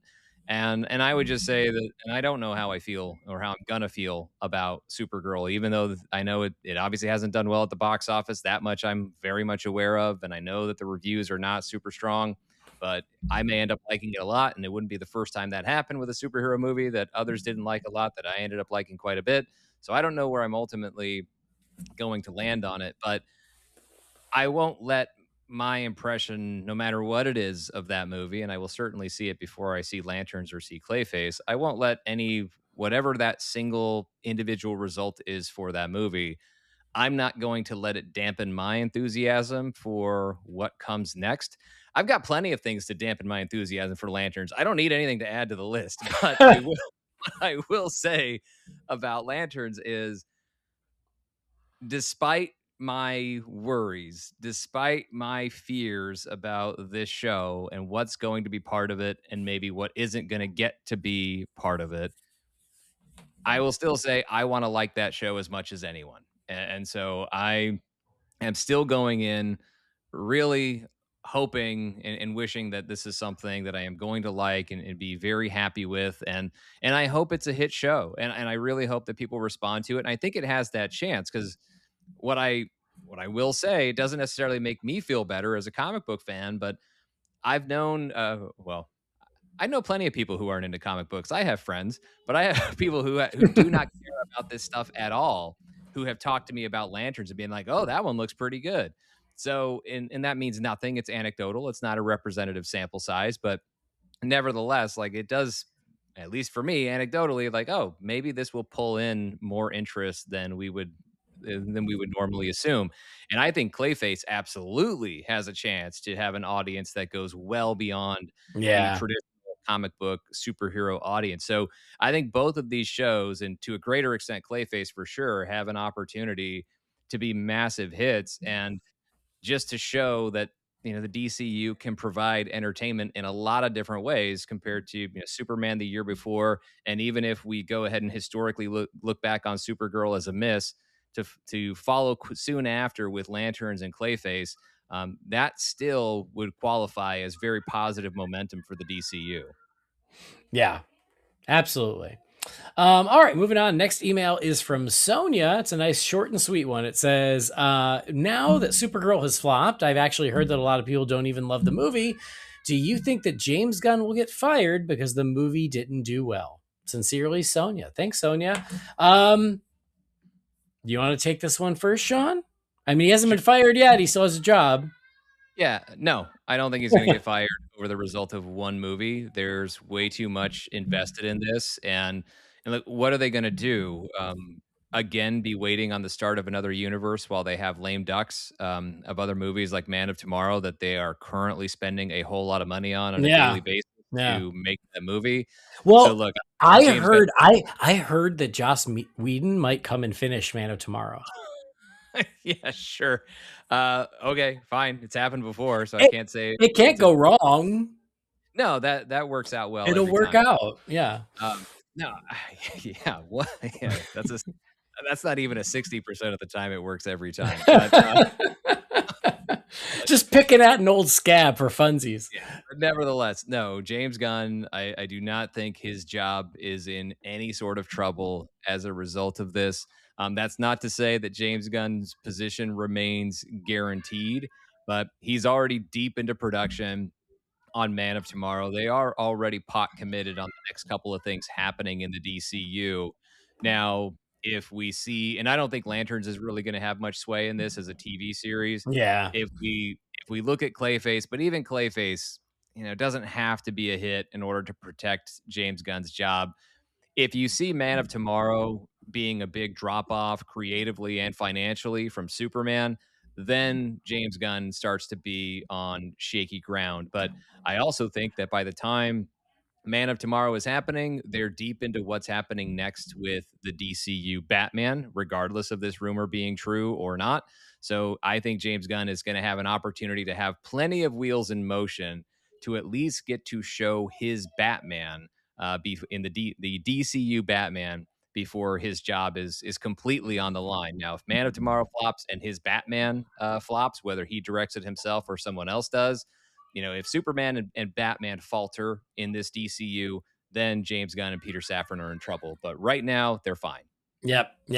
And I'll just say, I mean, looking at the DCEU, how many times did we as fans say, you cannot freak out at the first misstep because then you end up with the old DCEU where every single movie felt like a course correction. Right. And it just became a mess. It's like, stick to the plan, stick with it. I mean, what if the MCU threw in the towel when the Incredible Hulk didn't do well the same summer as Iron Man? Exactly. So like the entire DCU should not and did not rest on the success or failure of Supergirl. Because even the people who didn't like the movie liked Millie Alcock as Supergirl. And guess what? We're going to see her next summer in Man of Tomorrow. Exactly. Just count it as a miss and keep on moving. Exactly. And Peter Safran has said as much, and I'm all for that. All right, next message from Brandon McCabe. It says, "Hey, Holy BatCast crew. I hope everybody's doing well, and I love the pictures from your honeymoon. It looks like it was a great trip. I wanted to write the email to you guys because I recently celebrated my 24th birthday, and as a birthday present, my mom and dad got me the complete series of Batman Beyond, and I've been loving it. I also got some other Batman stuff, but my question for you is what are you your, I think it's probably thoughts it's missing. What are your thoughts on Batman Beyond?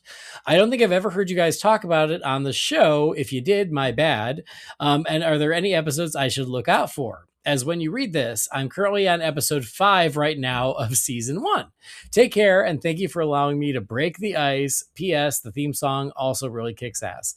Brandon, you got to go way, way back because we've talked about Batman Beyond a lot, but it was early on the show. So when we started Holy BatCast, we reviewed all episodes of Batman the Animated Series, and after that, we reviewed all episodes of Batman Beyond. I think we even dedicated an episode to like the pilot of Batman Beyond. So go back, like, I don't know, 8 years, maybe. It's just a guess. And we definitely talked about it. But before I share my thoughts, Sean, what are your quick thoughts on Batman Beyond? Well, happy belated birthday. For as far as Batman Beyond goes, season 1, episode 5 feels like about as far as I made it into the show before I gave up on it. It just wasn't my thing. Theme song rocks, so no argument there.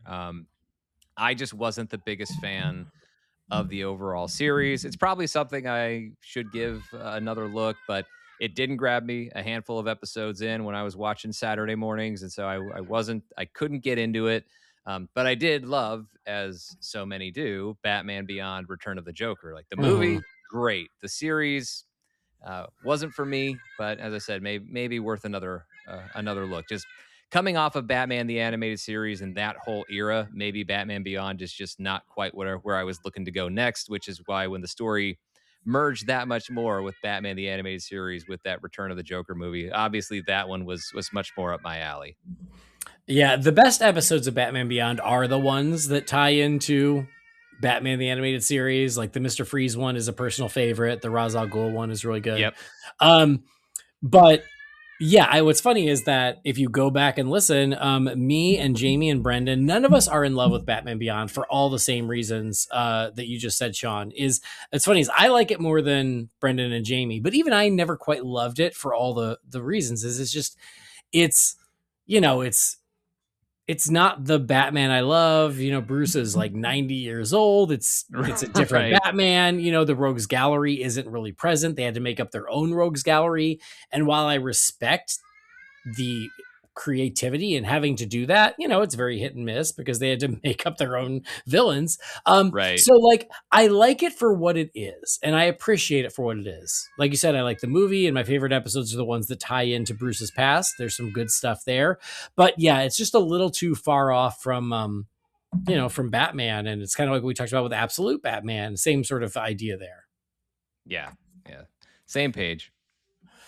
All right. Next message is from Dave Chambers. It says, "Hey guys, I hope everything's going well.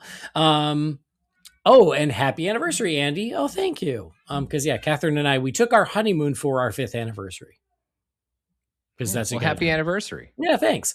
It says, I hope you and Catherine had a blast celebrating. Also, as a dad of a 6-year-old and an 11-month-old, I enjoy Holy BatCast. Thanks, Dave. I appreciate that. When me and Brendan talk, like we usually be like, "Hey, so how's dad life?" And then we share, horror stories. So I'm glad you like that, Dave. Anyway, it says, question for you guys. What is your favorite of the Burton Schumacher era Batman film openers? Like the opening action set piece, if you will. Personally, I enjoy the Bond style openers to Forever and Batman and Robin.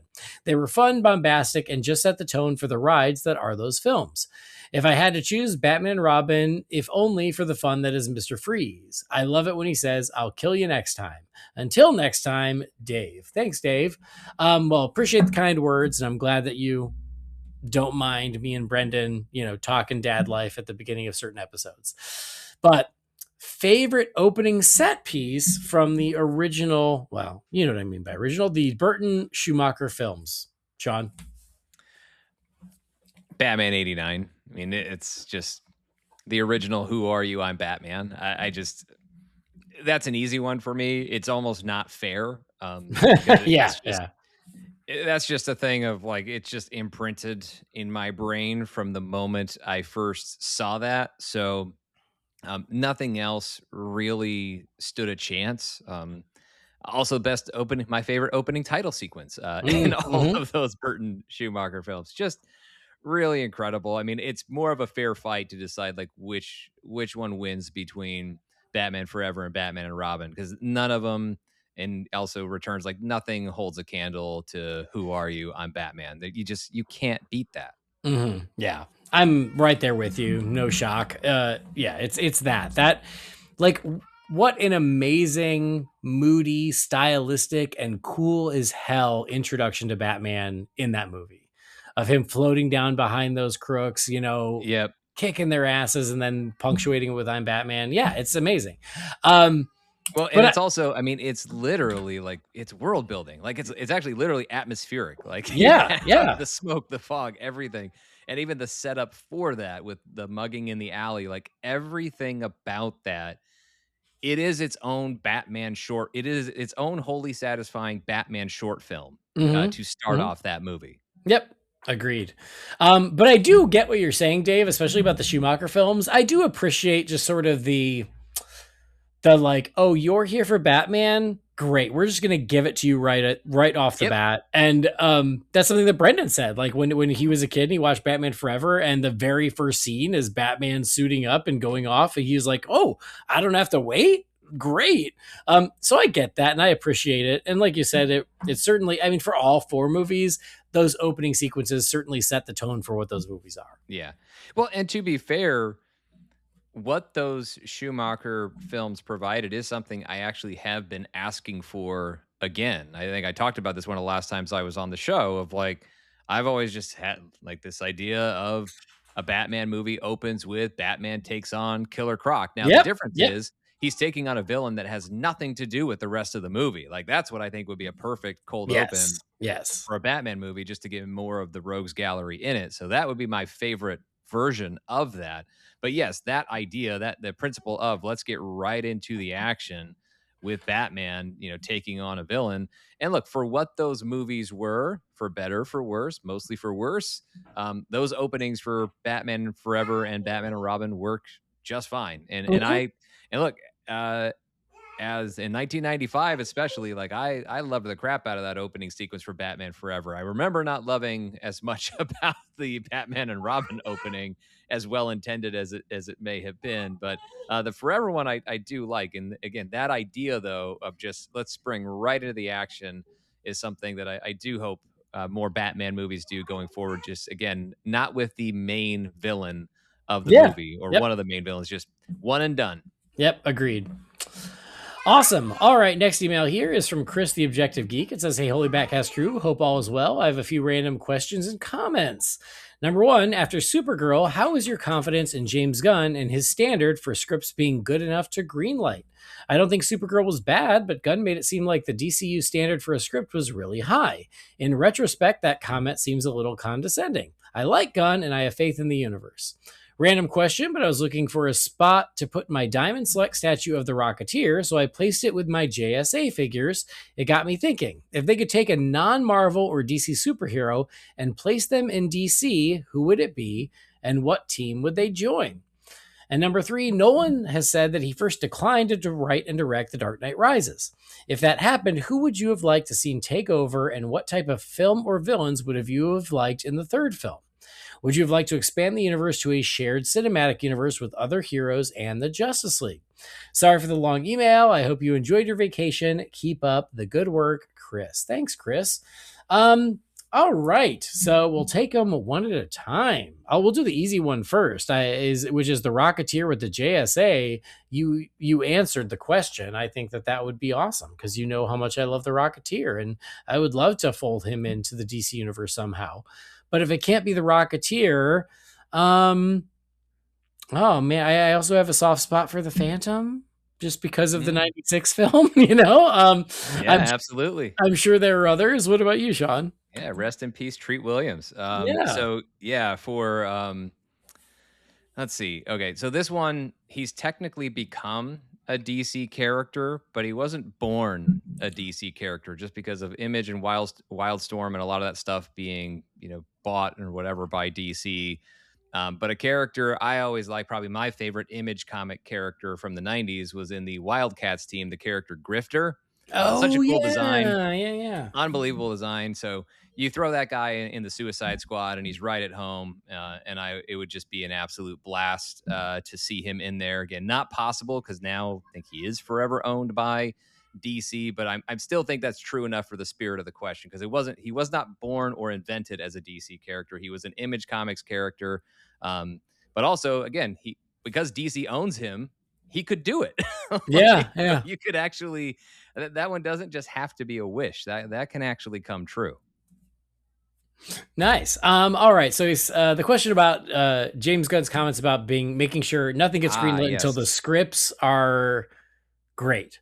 And because some of the flack that Supergirl has taken was about the script. Personally, I didn't have that issue. I was like, I don't know, with the exception of one thing, which I brought up in the review, there's one sequence where I was like, this doesn't really feel entirely thought through. Overall, I still thought the script was good.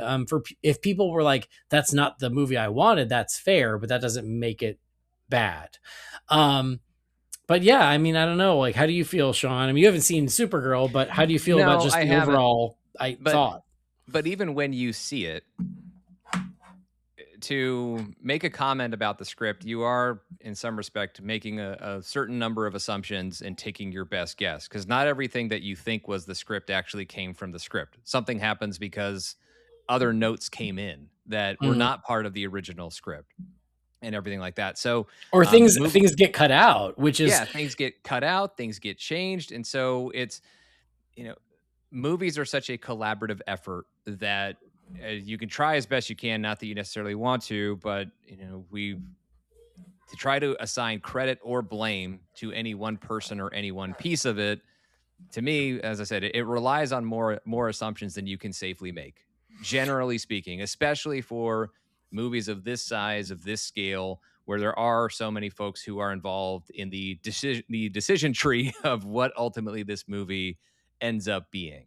So whether I had seen Supergirl or not, I would not just say, even if what I thought were maybe script problems, I wouldn't know definitively that they were, or that that's how it all started, or that was the foundation of it. So it doesn't necessarily mean, even if people have been critical of the Supergirl script, it doesn't mean when they started filming that they already had a bad script. It could have started out good and then deteriorated over time as things got changed over the course of shooting the movie and then editing the movie and all of that. So it's hard to know what the status of the script was going into it. All that being said, yes, I did, when I started seeing criticisms of the Supergirl script and remembering James Gunn's comments from a couple of years ago, I did kind of chuckle to myself and I wonder if Kevin Feige texted him and said, "Not so easy, is it?" So there was Yeah, that right, thought right. that came to my head, which I don't think Kevin Feige would do. I know he texted or communicated his congratulations to Gunn for Superman. Don't know if he said anything about Supergirl. If he felt the need to say anything, I think it would have been an encouraging word and nothing else beyond that. But I don't even know that Kevin Feige would feel the need to comment or feel like James Gunn needed a pick me up coming off of Supergirl. But it's just that idea, though, of even things that seem like they have a solid idea or a solid scripting, and maybe Supergirl never did. Maybe the script was faulty from the beginning. Maybe it wasn't. We don't actually get to know that. So I don't think.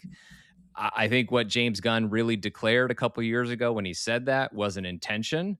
But it's not always possible to follow through that intention with that intention and do it as well every single time out. Or even if you do follow through with that intention, it doesn't mean it's going to work out as successfully each and every time. Yeah, completely agreed with that. Because it's a great intention, and I think it's a really good, it's a really good core principle to have for DC Studios, but it's easier said than done. And to Right. your point, the old rule in Hollywood is a movie gets made 3 times. It gets made when Right. you write it, it gets made during production, and then it gets made a third time in editing. And you don't know what changes along the way and what gets lost along the way. So, maybe the script before they went into production was airtight. And then through we know that it got tested a lot and it got re-edited for test audiences. Who knows what got lost in there? No idea. But yeah, I still think that it is a great goal to have, but sometimes easier said than done. Yeah, I mean, I wouldn't want the end result of this would be for James Gunn and DC Studios to not do that. Like, no, keep doing that. Like, Yeah, right. it will work out more often than it doesn't. It's just not going to work out every time. And then finally, if Nolan hadn't done The Dark Knight Rises, who would you have liked to seen, and what would you have liked to seen, and would you expand the universe? I'll go real quick. I love Nolan's Batman. I don't think I would have expanded it to other heroes in Justice League because it just felt so much its own world. And I think that it would have felt weird to try and push that into a world with the Justice League. But as for like another filmmaker to take over Nolan's world, gosh, I don't know. Do you have any ideas for that, Sean? Isn't someone trying to already? I don't know. Ew. I don't know. I mean, somebody has certainly carried on the realism torch, as inspiration. Not carrying on that world, but carrying on the style. an even more realistic version, air quotes, of that world. So yeah, there is that already. But as far as expanding that world, I mean, I feel like the Dark Knight trilogy, and that's also part of why like I'm ready to move on to other things, is my continuing to when I have a guest spot on here and talking about wanting more fantastical in his prime Batman, complete rogues gallery, regardless of realism, and frankly don't care about the realism of it, any of that. Like, part of the reason why I am so much in favor of that now is because it would make you think that, oh, I must have hated Nolan's trilogy. Famously, I did not. No, it's because that that because itch was scratched as good as it could have been ditched. Right. Yeah. I got that, and it was its own And it was great. self-contained 3-movie thing that works like it should for what it was trying to be. And so that's like, okay, got that. Checked that box 3 times over. Now we move on to another thing. And so I know, gosh, I'm trying to go back. Wasn't there a rumor of before they went the whole Ben Affleck route? Wasn't there like a pre or post Man of Steel rumor about them approaching Bale to try to get him to keep playing Batman? So Who knows how true it was, but yes, that was out there. Is that allegedly they offered him all the money to do it? I feel like even he talked about it at some point, but maybe I'm wrong about that. But anyway, yeah, there somewhere along the line there was probably some desire to do that. I don't know if anybody made a real attempt or not, but I'm glad it ultimately didn't work out. I mean, there was a part of me when that was happening and those rumors were happening that was prepared to make space for that just in case I had to. Because I did like the idea of, well, at least this Batman has some history that he would approach this Superman with, as opposed to getting a brand new Batman with a bunch of history we're told about but didn't actually experience with him. So from in some respects, I was actually finding a way to get on board with that. But ultimately, it worked the way that it should have. I think the only what if, and it's a tragic what if, is we'll always wonder what the third movie would have been had Heath Ledger not tragically passed months before The Dark Knight came out. But again, there was nothing else to do about that, so they certainly weren't going to recast, nor should they have. So yeah, there is that what if for the Dark Knight trilogy, but ultimately I think it still worked out well in the end. I'm obviously, again, lead defense attorney for The Dark Knight Rises, as somebody who's still a big fan of that movie. So I'm very happy with how it was. It didn't need to be expanded at all. I'm glad it wasn't, and I don't need anybody picking up that world or really trying to make another world just like it. But such is where we are. Yeah, I know. And to answer the question again, I guess there are other filmmakers who could try to emulate Nolan's style, but it just would have felt so weird. I think it would have been tough. I would say, and it came up earlier, is I was interested in Nolan's version of the Riddler. I did want to see that. Totally. Yeah. But so I think as far as like villains or a type of film, I think that would have been interesting. I still like what we got in Rises for the most part, but yeah, I would have loved. The big question mark is the the villains, the villains that would have fit in that world, but we didn't get to see, and that was again kind of one of the casualties of this closed off 3-film universe, Right. of like oh, this Batman never met a Riddler, this Batman never met a whatever, some of these other famous rogues. But yeah, aside from that, I think it just would have been really tough for someone to try to finish off Nolan's trilogy who wasn't him. Agreed. All right, great. Well, next email, more Supergirl thoughts. This is from Roger. It says, "Hey guys, Supergirl is girly pop personified. The movie's so fun. I had a blast, but it did have issues. First of all, Millie was freaking amazing. Her ability to show pain, fear, sorrow, and joy in the end was beautiful to see. Eve Ridley was endearing. Jason Momoa was a scene stealer. I loved how crazy the alien designs looked. David's Superman scenes made me beam with joy, just like last year. He truly is my Superman. The Krypton scenes with Kara's parents were emotional, and David Krumholtz almost made me tear up, similar to Pa Kent. The movie felt rushed in moments and needed to breathe at times. That and not hearing Kara's full theme were my only criticisms. I don't agree with the third act needle drop complaint. This movie is a Knight's Tale, but girlier song-wise, and that song fit with being triumphant in that scene. Kara kicking ass when fighting kidnappers to free child brides was freaking cool. Kara isn't Clark, and the decision in the end didn't bother me. The future is always unclear, but I'm grateful that David Cornsweet was given the chance to portray Superman, which boosted his profile and visibility. I can't wait to see what he does next as Superman and his non-DCU work. If next year is the last time I'll see David as Superman, I'll be thankful. I'm thankful I'll be able to experience it. I love the show, Roger." Thanks, Roger. So, no questions, just sharing your thoughts and love for the movie. I'm glad you loved Supergirl. I think that's awesome. And yeah, if it worked for you, that's awesome. And I mean, it mostly worked for me. So I'm not even disagreeing with you here. So love that it worked for you. I like the thought of girly pop personified. And yeah, thank you so much for sharing. That's awesome.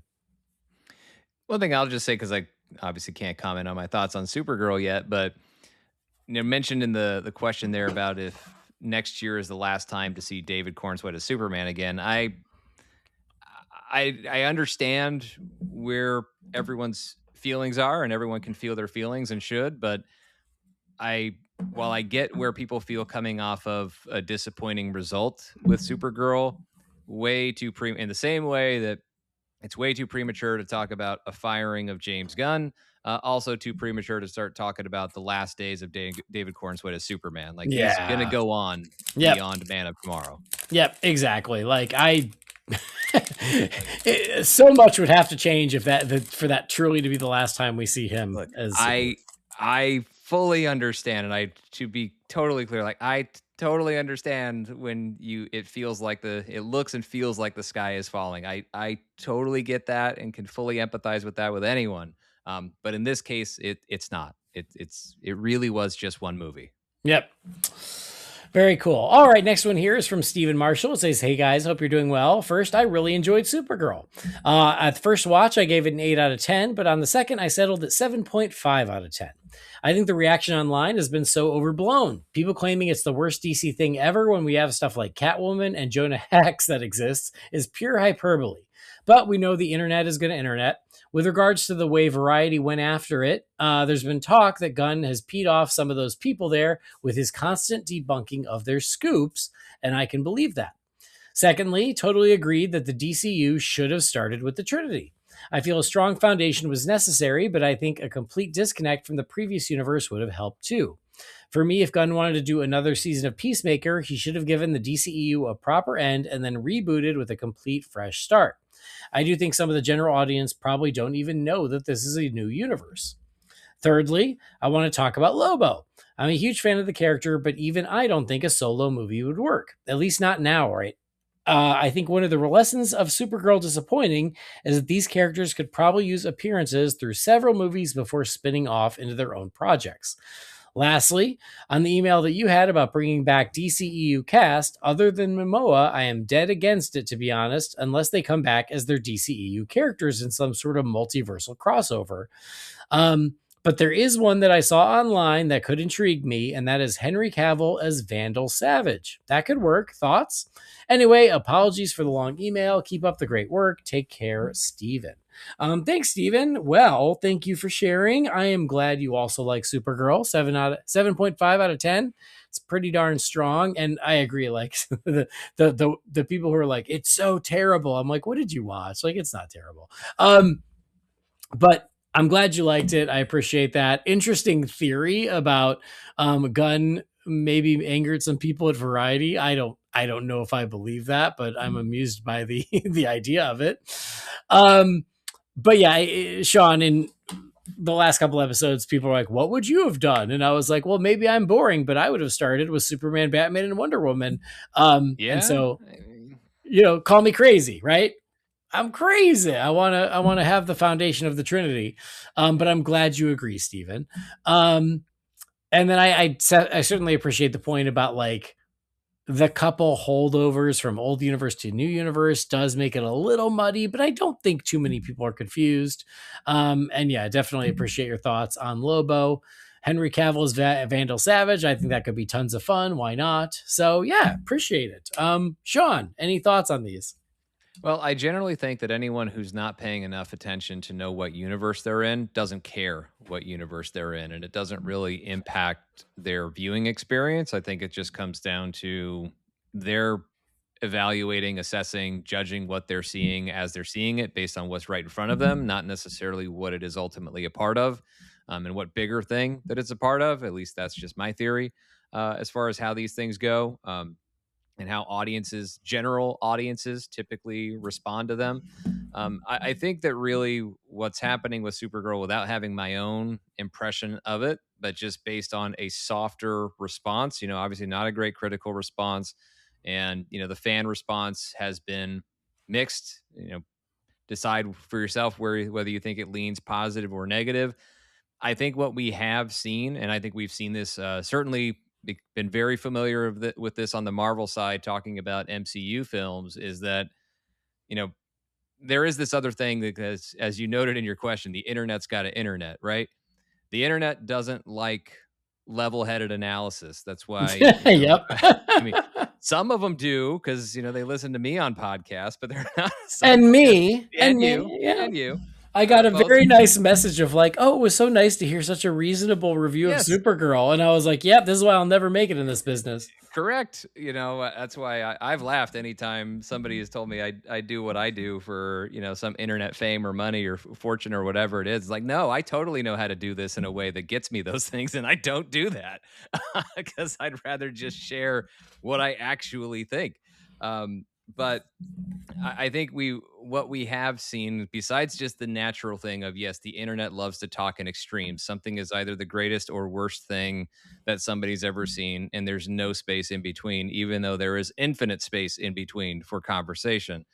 But from a more general audience perspective, the folks who don't really spend much time, in most cases, probably none at all, talking about these things on the internet, although maybe now that qualifies because people talk to each other on social media all the time. But for the most part, like, I just don't, what we have seen is it's not so much the extreme opinion of it's the best or it's the worst, but we do see this thing where the pretty good superhero movie or the less than pretty good superhero movie doesn't get handed the passes from audiences that it used Mm, to, especially mhm. throughout the 2010s.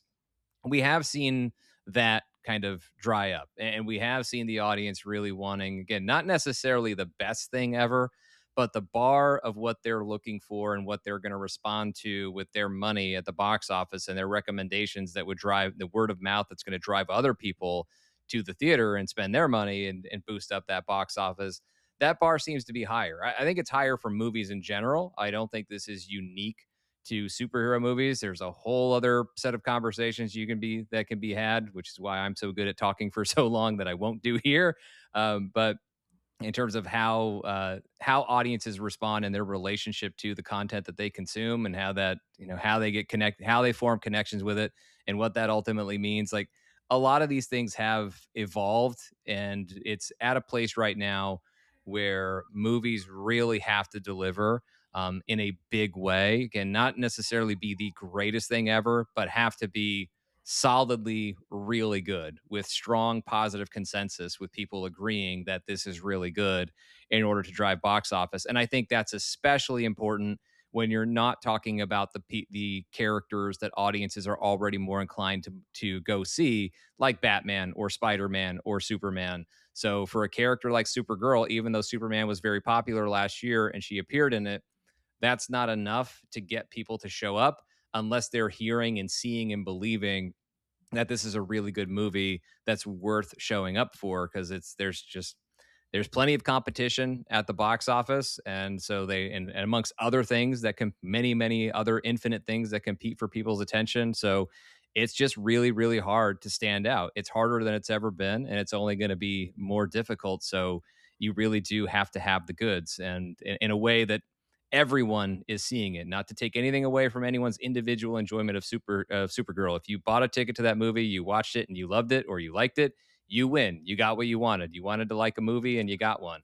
But from the bigger picture, though, of how audiences respond to it, it's just changed, and the bar's been raised. Yeah, yep. All that is very fair. Well, I'm going to do one more quick email just because I'm going to jump ahead, because it's not really a question and it definitely factors into what we were talking about earlier. So I thought I'll get this out of the mailbox real quick. This email is from Justin. It says, effing Matt Reeves. It says, I'm more positive on the Batman than you guys, but this is beyond ridiculous. We're in July of 2026 and they've been filming already. You can't have this movie done by October of 2027. Now I'm getting concerned of the rumors that this is going to be merged in the DCU. That would be a dark day. No question, really. I just wanted to bitch. Sorry for the follow-up, but I also forgot to say that the camera test is a sorry attempt to make us feel better. So it just made me laugh, and there's no question there. It's just Justin, who I guess liked the Batman, is also feeling the frustration of the delays and wanted to, I guess, air the grievance with us on Holy BatCast. But what's funny is that people like Justin. I have other Batman friends who love the Batman, and they're losing interest because they're like, this is just ridiculous. Like, and if you're losing the people who loved your first movie and who were excited about a sequel, like, yeah, like at a certain point, like things can only stretch so far. Yeah. And I think, well, it makes sense to me that the folks who would be the most impacted and have the most negative response to the delay would be those who were looking forward to the movie the most, right? And so that would be the people who liked the first one and liked it a lot more than we did. So that all makes sense. But it's a good point, though, of like taking the audience that actually was more inclined to like this sequel because they liked the first one, and creating all these negative feelings around it that then goes into and becomes part of the talk track, the narrative for this movie. And that impacts it because people are human beings. I'm not saying we should be impacted by these things. I'm saying we're human and it happens, even if we don't mean for it to happen. But when people go see this movie in February of 2028 or whenever we ultimately have an opportunity to see this movie, people could be so exhausted by these delays that it kind of can kind of go into it with the wrong mindset. And I would try to suggest to myself and anyone else, like, do your best to divorce yourself of this mindset. But it's a natural thing to happen of, well, we've waited so long for this thing. Let's see what he's got, arms crossed sort of thing. And so that can ultimately impact the movie of like, well, that wasn't worth the wait. So, yeah, for sure. Now it's being weighed against how long you waited to get it, which again is not fair to the individual movie. But again, humans are human. We're not talking about fairness. We're just talking about how people respond emotionally sometimes. So it is interesting to see that it's in this position, and it is disappointing and it's frustrating. And I definitely feel for the folks who are looking forward to this more than I am, because as I said, I understand why these repeated delays are going to be more frustrating for you than they would be for me. And then as for the other note about being concerned that this is going to merge in with the DC, that Robert Pattinson is going to become the DCU Batman. I've had that concern at times. It's crossed my mind, but I don't really think that's going to happen. And that's independent of whether or not this rumor that we talked about today ultimately comes to fruition. I do think that this is still an Elseworlds Batman. Now, things happen. So if the Batman Part 2 comes out and is a massive success, meaning like way bigger than the first one was, then yeah, and the DCU Batman, if he hasn't already been established by February of 2028, then yeah, there's going to be someone somewhere is going to have the idea of saying, well, why don't we just put this very popular Batman into our universe? So yeah, that becomes an idea if the Batman Part 2 becomes a much bigger success than the first one already was. So hopefully the DCU Batman is already up and running, so that can't even become a problem, even if somebody has that bright idea in February of 2028. Yep. Exactly. Like, oh my God, could you imagine if we get to February 2028 and we still have not seen the first glimpse of a DCU Batman? That would be a mistake. That would be sad. But yeah, I understand the frustration, and you make a good point. And like, I gotta put on my empathy hat of like, if this was a movie I was like frothing at the mouth for, right? If this was a movie where like I just couldn't freaking wait for it, I was so excited for it, and it kept getting delayed. Like, I feel for you. That would suck. And I understand like what a bummer that would be if you're someone who absolutely loves it and can't wait for the next one. Yeah, that's got to be even more frustrating. I'm lucky in that, like, I'm like, well, whatever. That's for me, I'm like, just give me another Batman and I'm good. But like, I understand, like, the frustration of something you really want, and if it just keeps getting kicked down the road. All right. Well, I still have tons of emails here. They're just going to have to wait until next time. But so if you wrote in and you were still waiting to hear your email, it's still here next time. Hopefully. That's my bad. No, it's fine. I was prepared for that anyway. Hopefully next time there will be some cool things coming out of Comic-Con that we'll get to talk about, and then hopefully maybe clean out the mailbox. At least that's my plan right now. But my more immediate plan right now is to wrap this up so I can go eat dinner. So, Sean, thank you, as always, for making the time, for chatting with me. It was a pleasure. Thank you very much for having me. I appreciate it. It was a lot of fun talking Batman with you. Well, good. It always is. And with a little luck, hopefully we can do it again this weekend at Comic-Con, but we'll see. Anyway, they gave us some good reasons to. I hope. Anyway, for the people who aren't already aware where else you're out there talking, where can they find you? You can find me on, really, it's MCU Fan Show. Wherever you found this podcast, you can find MCU Fan Show, and those are the socials as well, are at MCU Fan Show. So that's where you can keep up with what I'm talking about on podcasts for very long periods of time. Awesome. All right. Well, I already told you guys where to find me, so thank you as always for joining us. Please do follow or subscribe wherever you get your podcasts. That would be awesome. Something else you can do to help us out? Doesn't cost a penny. Just leave a nice review. A nice review would be awesome, and it helps us and makes me feel good. So that would be cool. Again, find the show on Facebook, Instagram, and YouTube. Just search for Holy BatCast. If you would like to add to the Wayne Manor Mailbox, you can. You can send those emails to holybatcast@rf4rm.com. Our theme music was created by the talented Gaurav Venkateswar. You can find his work at gvtunes.com. And that'll do it. On behalf of Sean, I've been Andy. Thanks for joining us. We'll see you next time. Same bat time, same bat channel.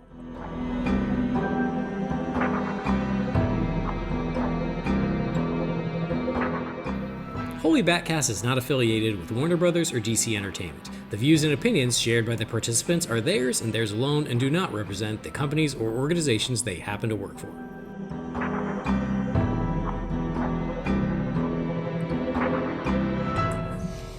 All right.